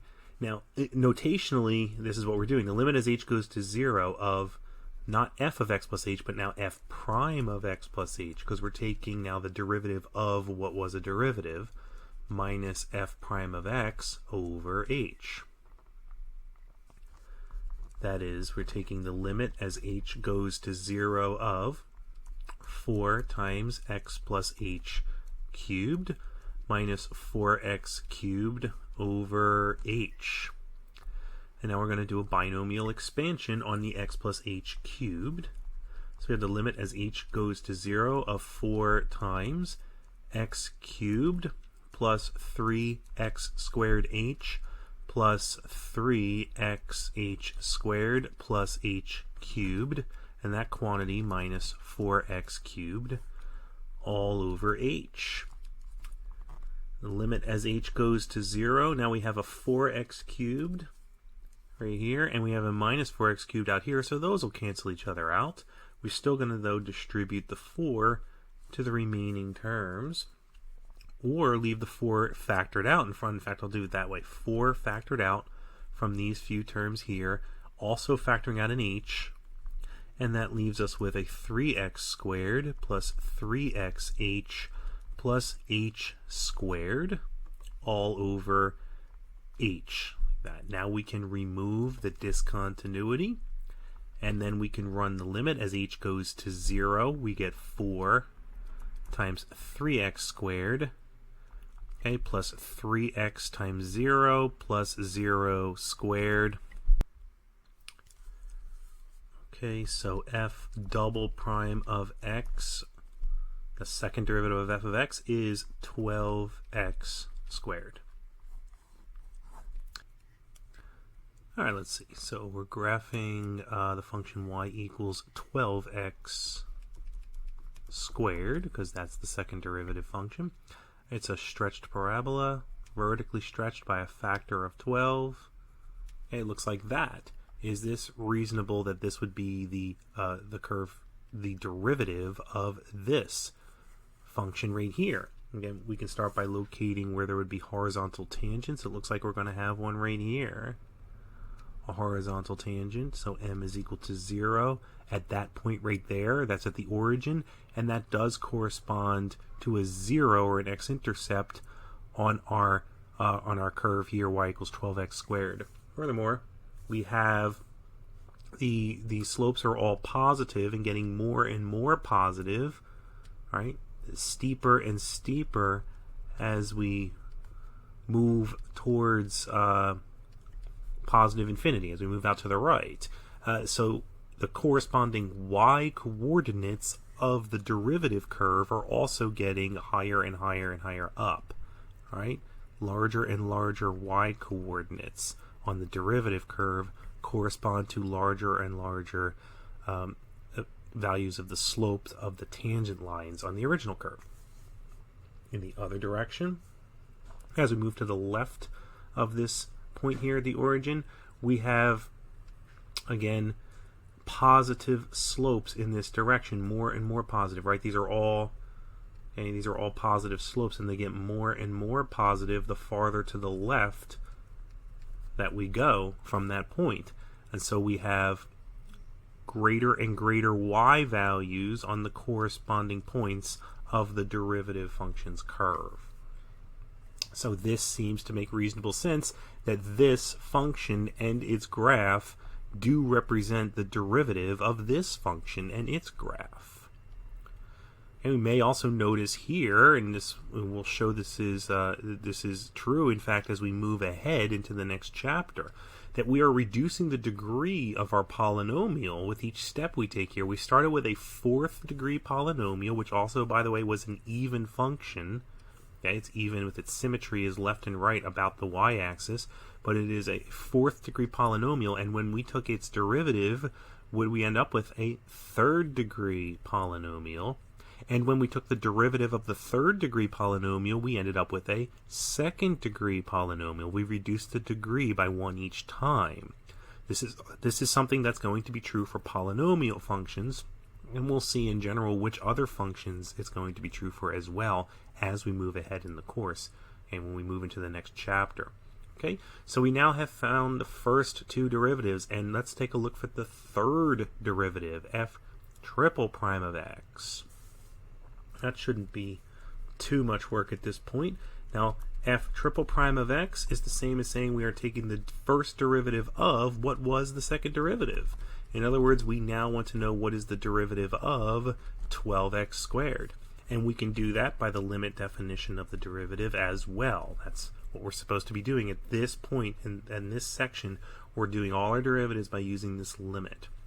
Okay, so the limit as h goes to 0 of, so now this is going to be f double prime of x plus h minus f double prime of x over h. Okay, and that gives us what? The limit as h goes to 0 of 12 times the quantity x plus h squared minus 12x squared over h.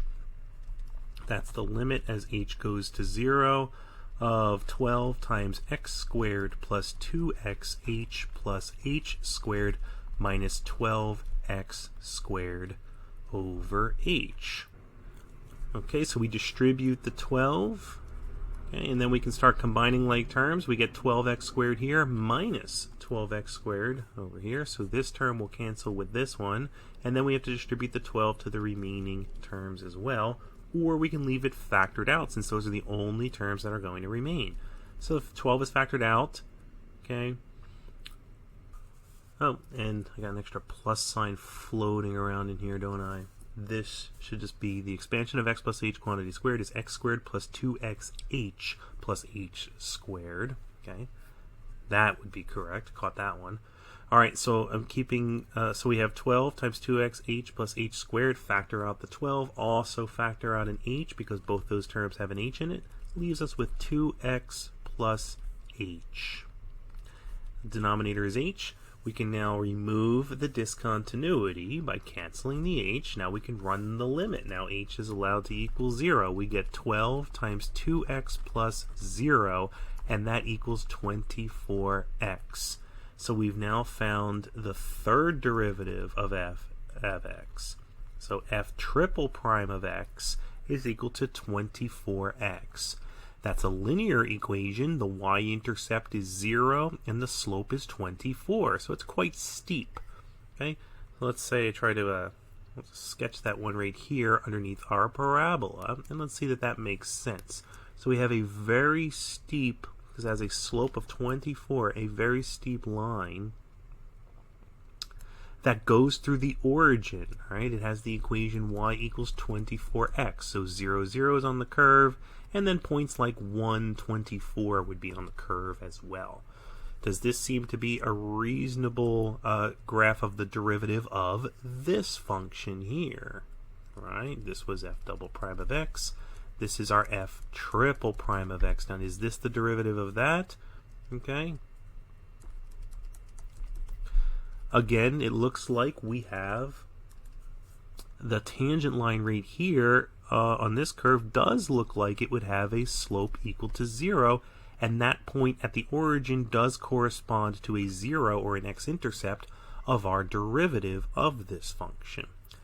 Now, the slopes of the tangent lines to the right of that point, okay, at the origin, they all seem to be positive, and they're getting more and more positive. So we have a positive slope here, but it gets even more positive, right? That is that they're steeper and steeper, not that it's just going up, but that these lines, these tangent lines are steeper and steeper, more and more positive, okay, as we move out towards the right, corresponding to y values at these points, y values that are getting larger and larger as well. Remember, the y coordinate on this curve corresponds to the associated slope up on this curve.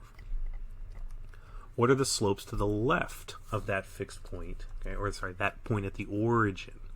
These slopes, notice, are all going to be negative over here. For any tangent line that we choose over here, right, we're only getting negative slopes. That is, if we choose a point really close to the origin, like right here, the slope is a little bit negative. But the further out we go, we get more and more negative slope, more steeply downward, more decreasing at a faster rate as we move more to the left.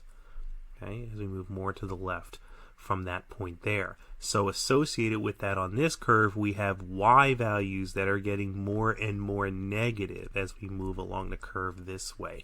Well, so this does seem reasonable. It does seem to give a good representation for what the slopes of these tangent lines would be. Okay, so we have indeed reduced the power from a second degree down to a first degree, gone from quadratic down to linear. Now, what's going to happen, do we think, if we were to take the derivative of this, y equals 24x? We're going to go from linear down one more degree, which is to constant, x to the power 0. We would just be left with the slope of this, right? What's the slope of the tangent line? At any point that you choose on a line, the slope of the tangent line is going to be exactly the same as the line itself. In other words, the rate of change is constant when you're on a line. So the derivative of this is always going to equal 24 because that's the slope of the line. Okay, remember that a tangent line has to have the same slope as the curve that it is tangent to. So any tangent line to this would itself be a line, and it would have a slope of, and it would the output of that of the derivative then of this function would just be the constant 24. So if we went to the fourth derivative of this function, we would expect to get just y equals 24, and you can prove that by the limit of the difference quotient, y equals 24, and that's just a constant. That's a line like this, and it goes through points like 0, 24, for instance. That's all it is. Now, what's the slope of this line? If we went to find, right, if we went past the fourth derivative, if we went to the fifth derivative would be then the slopes of the tangent lines of this line right here, and all of those slopes are equal to 0. So if you took the fifth derivative of f, okay, the fifth derivative of f, you would just get 0. Okay, so if you took the fifth derivative, you would expect to get 0. Okay, it makes sense geometrically, okay, and it will be, in fact, the result we get when we run the limit on it as well. Okay, but what's this graph going to look like? Y equals 0. That would just be the x-axis itself then. That would just be the line y equals 0. And then every time you take the derivative of that, you're just going to keep getting 0 back. So eventually every polynomial, in fact, you take enough derivatives of it, that is, you take as many derivatives as the degree necessitates, you will eventually get down to just the constant 0. Okay, that's for polynomials. Okay, so this is an interesting exercise that allows us to look at a lot of things. Binomial expansion is built into there, as well as doing graphical analysis, higher derivatives. We can keep taking derivatives, and we can find the patterns, some of the patterns that are showing up when we try to do this differentiation process on polynomial functions, at least. And there's more on that coming in the in the next section of as we move ahead. Okay, let's compare the graphs and the domains,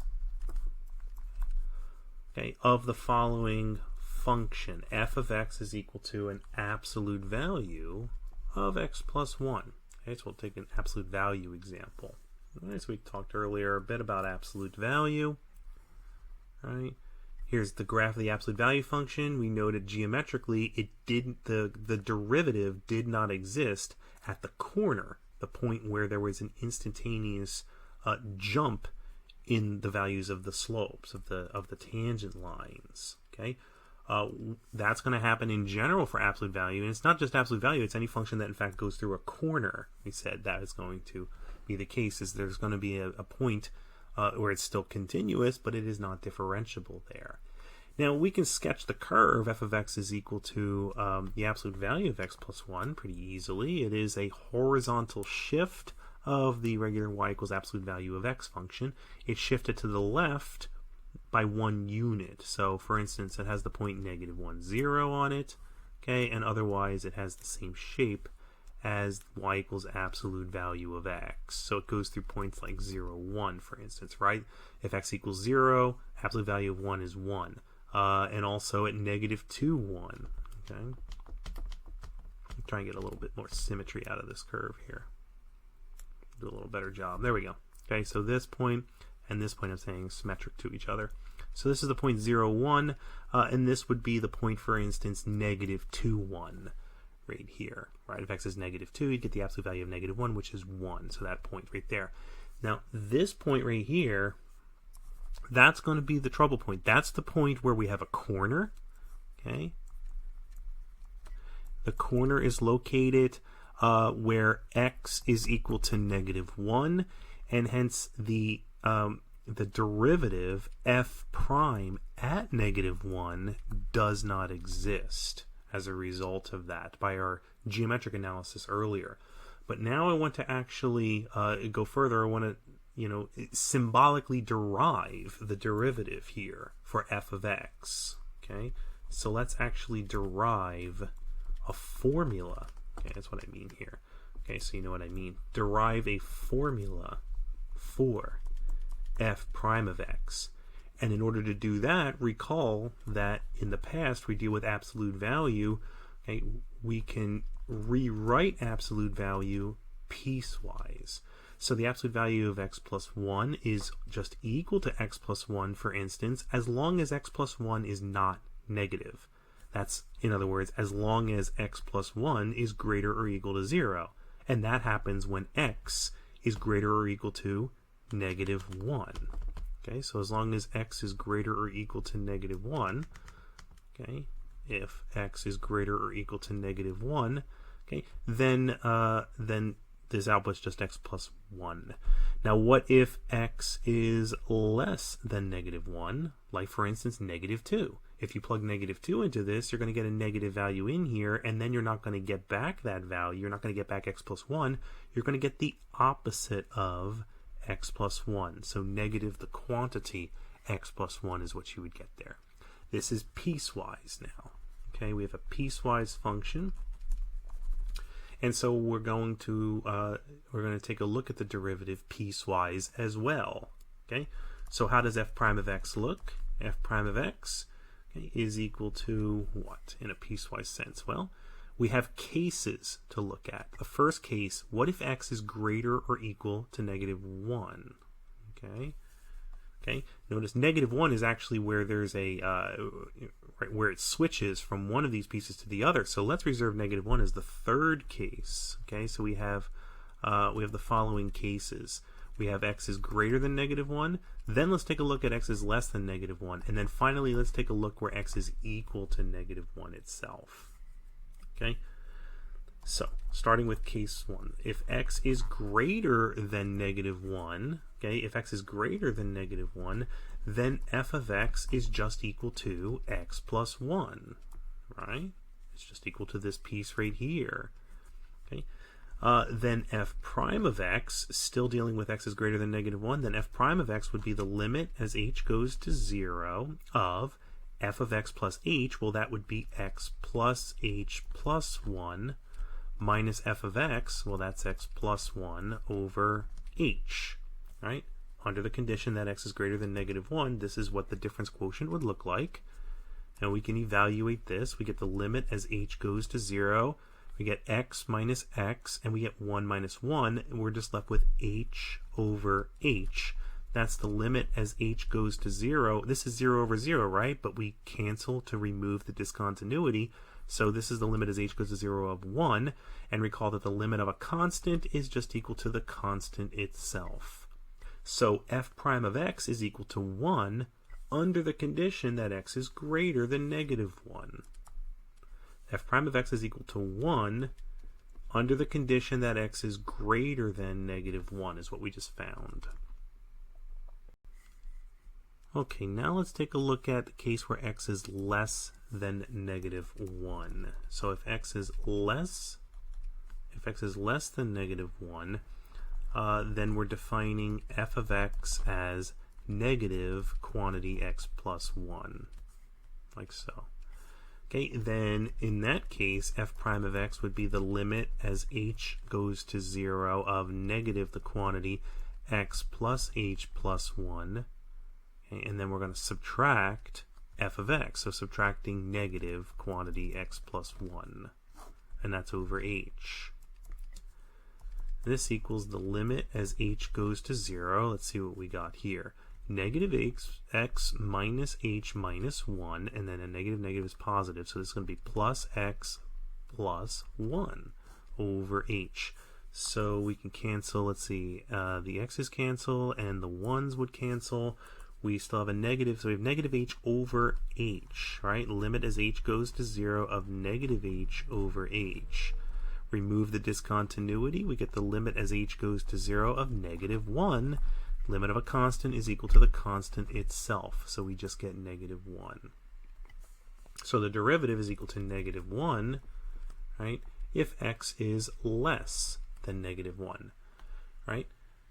Now what's going to happen if x is equal to negative 1?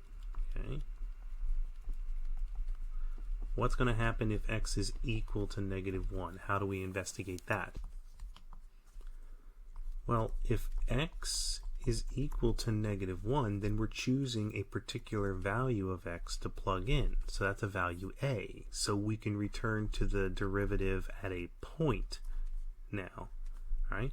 So in other words, when we run the limit, it's h that is going to 0, right? But x itself is fixed now. So we have f prime of a.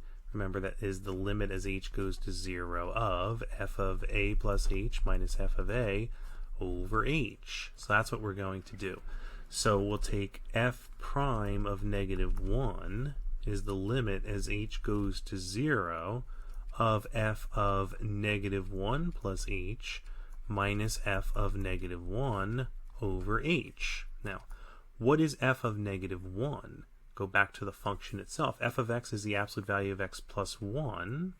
Okay, so f of negative 1 itself, all right, what is f of negative 1? It is the absolute value of negative 1 plus 1, but that's just equal to 0 then.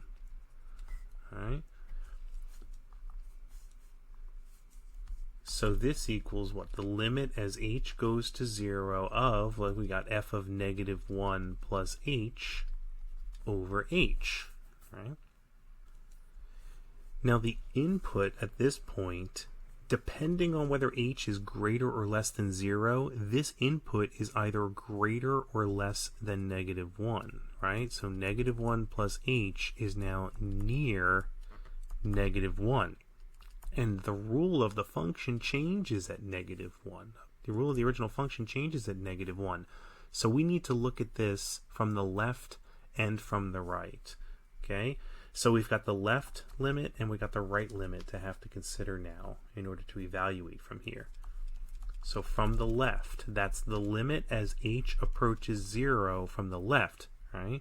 So right, if h is a negative number, some small negative number, then negative 1 plus h is less than negative 1. And if, right, so that means negative 1 plus h is less than negative 1 then, because h is a small negative number. Okay?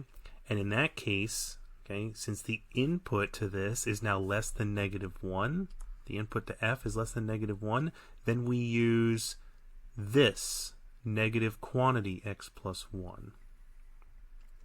All right, should I write this over here? F of x is equal to x plus 1 if x is greater than or equal to negative 1, but it's equal to negative quantity x plus 1 if x is less than negative 1. That's if the input is. Well, the input is negative 1 plus h, and if negative 1 plus h is less than negative 1, that we're plugging into f, okay, then we're using this piece down here. So we get negative 1 plus h plus 1, okay, over h. That's actually what we get. And now how does this evaluate? Well, of course, negative 1 plus 1 on the inside of the parentheses, those cancel each other out. We now have negative h over h. Okay, so we have the limit as h approaches 0 from the left of negative h over h. Cancel to remove the discontinuity. H approaches 0 from the left of negative 1. We get negative 1, and that's the left limit. All right, that's the left limit we just found.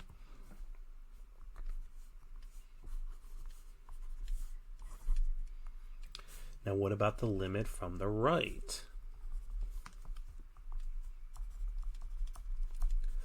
So the limit from the right would be the limit as h approaches 0 from above, right?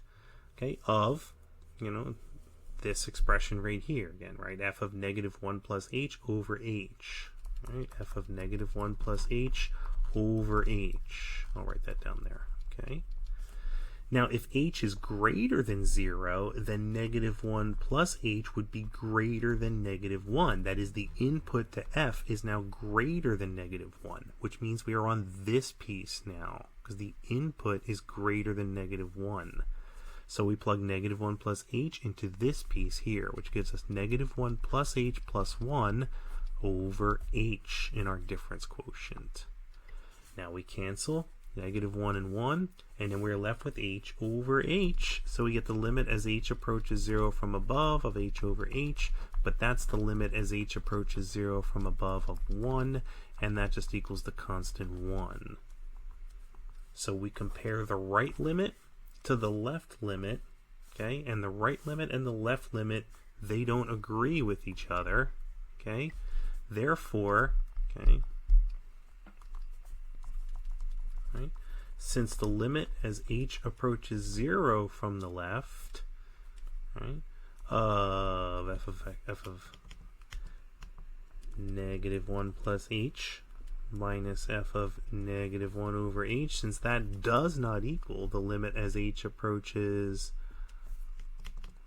since h approaches 0 from the left, f of negative 1 plus h minus f of negative 1 over h, since those don't equal each other, okay, then that means that f prime of negative 1 itself does not exist. That's our conclusion to reach, okay?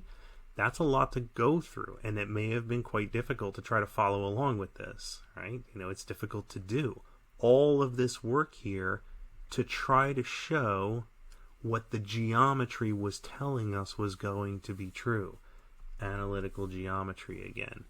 We can see from the picture, if we can sketch a curve reasonably easily, we can see a lot of information in the picture that's quite problematic maybe if we want to prove it symbolically. Okay, but we have rigorously shown here that in fact the derivative does not exist there by the definition of what the derivative is as well. Okay, but by the geometric interpretation of the derivative, we saw that earlier, we're saying if the slopes of the tangent lines from the left don't match the slopes of the tangent lines from the right, the closer we get to that point, if they just will not match each other, then the slope of the tangent line at the point itself cannot exist. Okay? We do not have a smooth function through that point. So a corner which can always be investigated in a piecewise fashion like this, a corner is a point on a curve whereby the function is continuous, but it is not differentiable. It is possible for a function to be continuous, but not be differentiable. Okay? The domain of f of x is all real numbers, right? Negative infinity to positive infinity. Here's f prime of x right here. Okay, the derivative did not exist when x was negative 1, right? So, whereas we had the domain of f already, the domain of f was negative infinity to positive infinity. Okay, the domain of f prime, okay, is all x's except for negative 1, right? So negative infinity to negative 1 union negative 1 to infinity, for example. That's what it is for this case, okay, for this example. So the domain has changed when we did the derivative. Where it changed, right, was at the corner.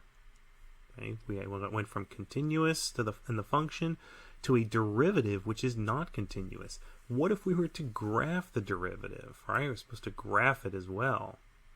Okay? So the graph of the derivative, I'm going to take our cases out here. Okay, so let's graph that derivative function. Okay, a little sketch here. X-axis, y-axis. F prime of x equals 1, the constant y equals 1, if x is greater than negative 1. So we go to where x is negative 1 and up to where y is equal to 1. Okay, and at negative 1 itself, the function doesn't exist, so I'll say it emanates from an open point right here, and it moves outward, right, along the line y equals 1. Okay. So we have y equals 1 in that direction. And then if x is less than negative 1, the derivative would just equal negative 1. So we go down to y equals negative 1. We have an open point right here where x is negative 1.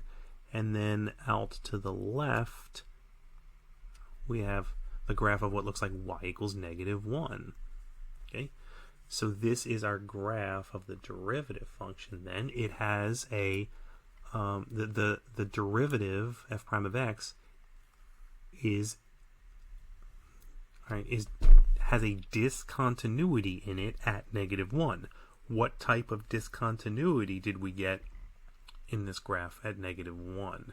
When the original function was continuous at negative 1, the derivative function for this piecewise example with this corner has what kind of a discontinuity? All right, so it has a jump discontinuity when we went around a corner. Remember that a corner I described earlier geometrically is we have a finite slope on the left, a finite slope on the right, but the two don't equal each other. If that's the case, you can get a jump discontinuity. Remember to contrast that with a cusp, by the way. A cusp, if you approach a tangent line that has an undefined slope, if the derivative is approaching, let's say, negative infinity from the left, but positive infinity from the right, what do you think is going to happen, okay, if we were to graph the derivative of that, right, around the cusp? Okay, what kind of discontinuity would you expect there in the derivative function?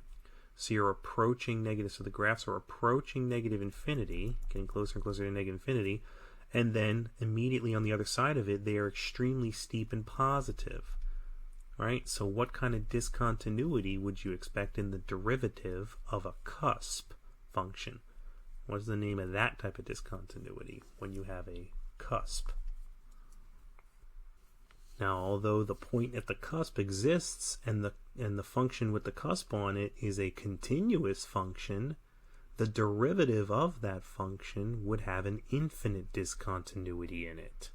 Okay, so a cusp would give us an infinite discontinuity, but a corner, okay, which is quite similar, but a corner gives us a jump discontinuity instead. All right, let's try another example now. Okay, so we'll graph and compare domains. Okay, of f and f prime. Well, now we'll take f of x is equal to the square root of x minus 2. Well, the graph of that is straight out of algebra class. It's the square root of x shifted to the right 2 units. So I'll go over to where x is equal to 2, plot a point, coordinates 2, 0, okay, and the square root function comes out from there. What's the domain of this function? The domain of f. Okay. The domain of f is the interval closed at 2 and out to infinity. Okay. All right. So that's y equals f of x. Okay. Let's find out what the derivative looks like now. Okay. F prime of x is going to be found by taking the limit as h goes to 0 of f of x plus h first. So that's the square root of x plus h minus 2 minus f of x, so minus the square root of x minus 2 over h. Okay. We're going to get an indeterminate form. If we plug in a 0, we're going to get 0 over 0. Okay, we need to remove that now that we have a difference of square roots, and we remove that by using the conjugate. So root x plus h minus 2 minus root x minus 2, okay, over h. We're going to multiply top and bottom by root x plus h minus 2 plus root x minus 2. Okay, same on top as the bottom, multiplying by the conjugate. All right, we get the limit as h goes to 0, okay, of, let's see, on top we got x plus h minus 2. We multiply these, okay, and then we multiply the last times the last. We're going to get minus the quantity x minus 2. And then the denominator is h times that conjugate, root x plus h minus 2 plus root x minus 2. Okay, simplifying from here, we have limit as h goes to 0. Let's see what cancels. We get to cancel this x with this x here. We have a minus 2 minus minus 2, so those will cancel. So we have an h here and an h in the denominator. Those are going to be able to cancel each other in a moment as well. So we have h over h times the quantity x plus h minus 2 plus root x minus 2. Cancel out, all right, to remove the discontinuity, and then we run the limit. Okay, we run the limit, and what do we get? 1 over root x minus 2, because h is now going to 0, right? So root x minus 2 plus another root x minus 2, both in the denominator. So that equals 1 over 2 root x minus 2. Okay, And so that's going to be our derivative then. F prime of x is equal to 1 over 2 root x minus 2. Can we sketch the graph of that function now and compare it to the graph of the original function and then also state its domain? Notice the domain, by looking at this already, we know that the domain,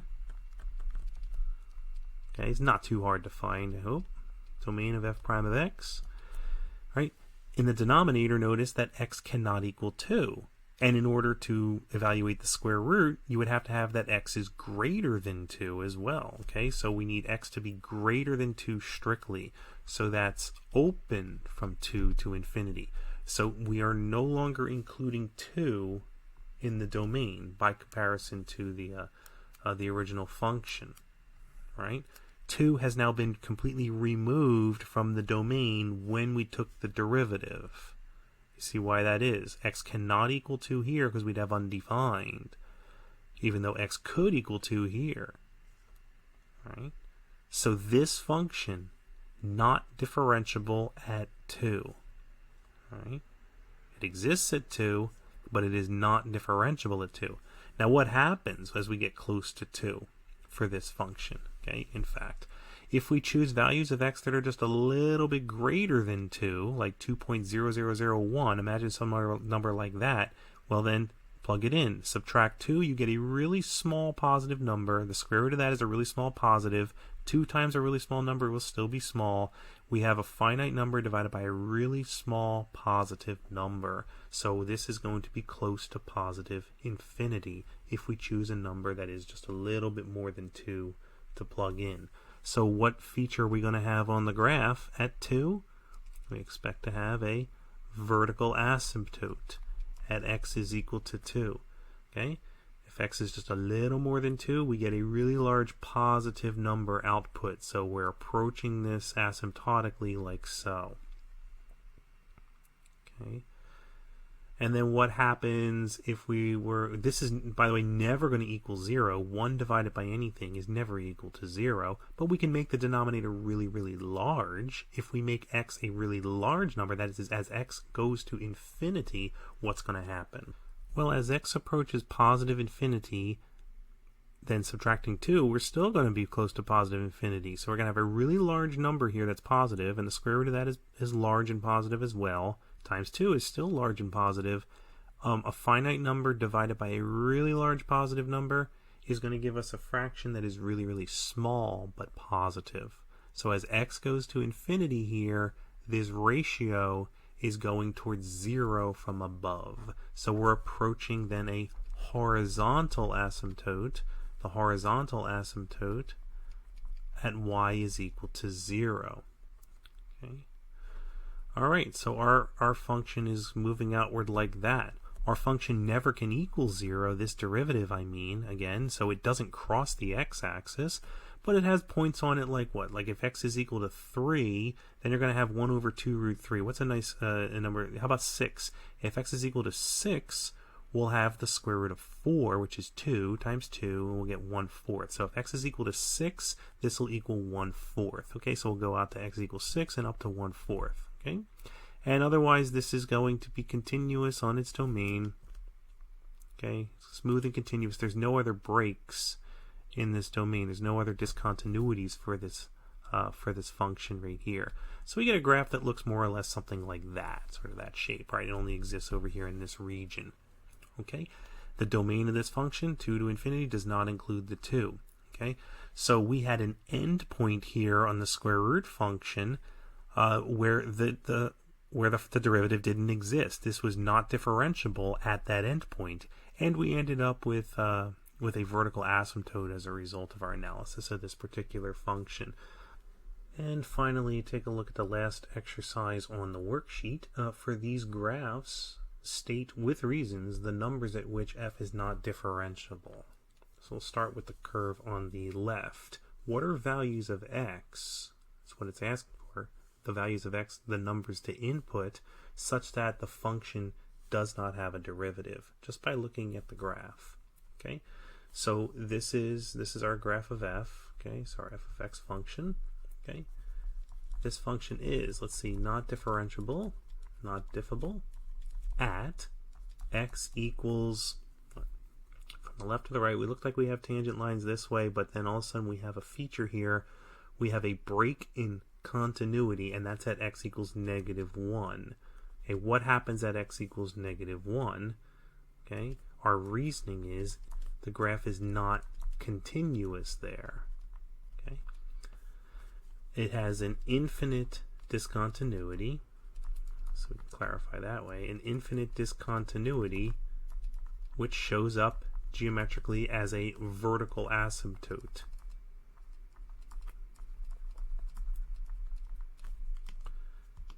Okay, and if it has a discontinuity, recall from earlier, that means that we have no place to put the fixed point. We can't put a fixed point to look at the secant lines as they approach tangent lines, and so that's why we can't calculate the derivative there. Okay, so that's the first one. Anywhere else on this curve whereby it would not be differentiable? And yes, there is.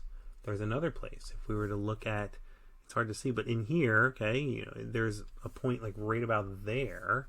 The issue there would be that we're getting very, very steep here to the point where it appears that the tangent, okay, the tangent line would have an undefined slope. That is, we have a vertical tangent right here is what it looks like.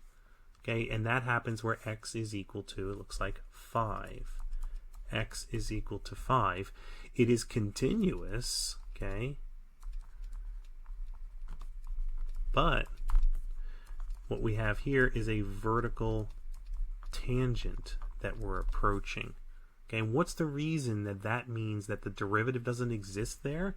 Okay, it's because the limit as x approaches 5, let's start from the left, of f of x minus f of 5 over x minus 5, and that is going to what value? If we choose a point to the left of that point on the curve, we take a look at the slope of the secant line, and as our variable point moves closer to our fixed point, the slopes of the associated secant lines are approaching what value? So this limit would be going to infinity. And the limit from the right as x approaches 5 from above of f of x minus f of 5 over x minus 5. Okay. If we choose a point over here in the secant line, and then we move this point towards the fixed point, the slopes of those associated secant lines are again approaching infinity. So the limit in general does exist here. We have continuity, first of all, of the function, and the limit itself we can evaluate. That is, we can evaluate it as a limit as x goes to 5. Okay, but what we cannot do is we cannot say that this is equal to the derivative. We can't say f prime of 5 itself is equal to infinity, because we're interpreting the derivative now as a function, and that means that the output of this is a y value. It can be interpreted as a y value that we can graph, but you can't plot infinity as a y value, so we can't interpret this as the output of the derivative. Okay, so f prime of 5 therefore does not exist. Okay, all right, since the limit goes to infinity.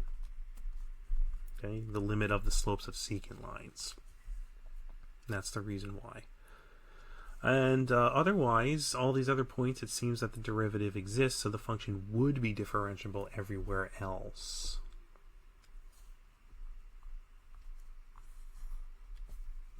There you go. Something like that. There we go. All right, how about over here? Okay, let's see. Looks like there's an issue right here at x equals -2. Okay, x equals -2. What do we have there? We have a corner, it looks like. A corner right there. So it looks like the slope from the left is different than the slope from the right. Okay, so the limit as x approaches -2 from the left, f of x minus f of -2 over x plus 2.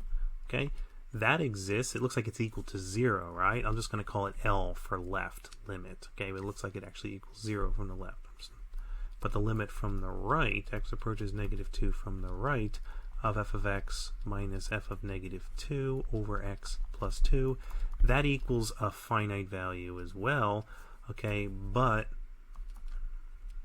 okay, the left limit does not equal the right limit, so the limit overall, okay, does not exist, right? The limit as x approaches -2 in general then, okay, of the difference quotient, that limit does not exist. And that's the reason why the corner, okay, is a point where the function is not differentiable. Okay, there's another corner, by the way, right here. So also at x equals 3. Okay, so let's say at x equals 3, there we also have a corner. Okay, so it's the same justification as above. Okay, and where else? Right here, right?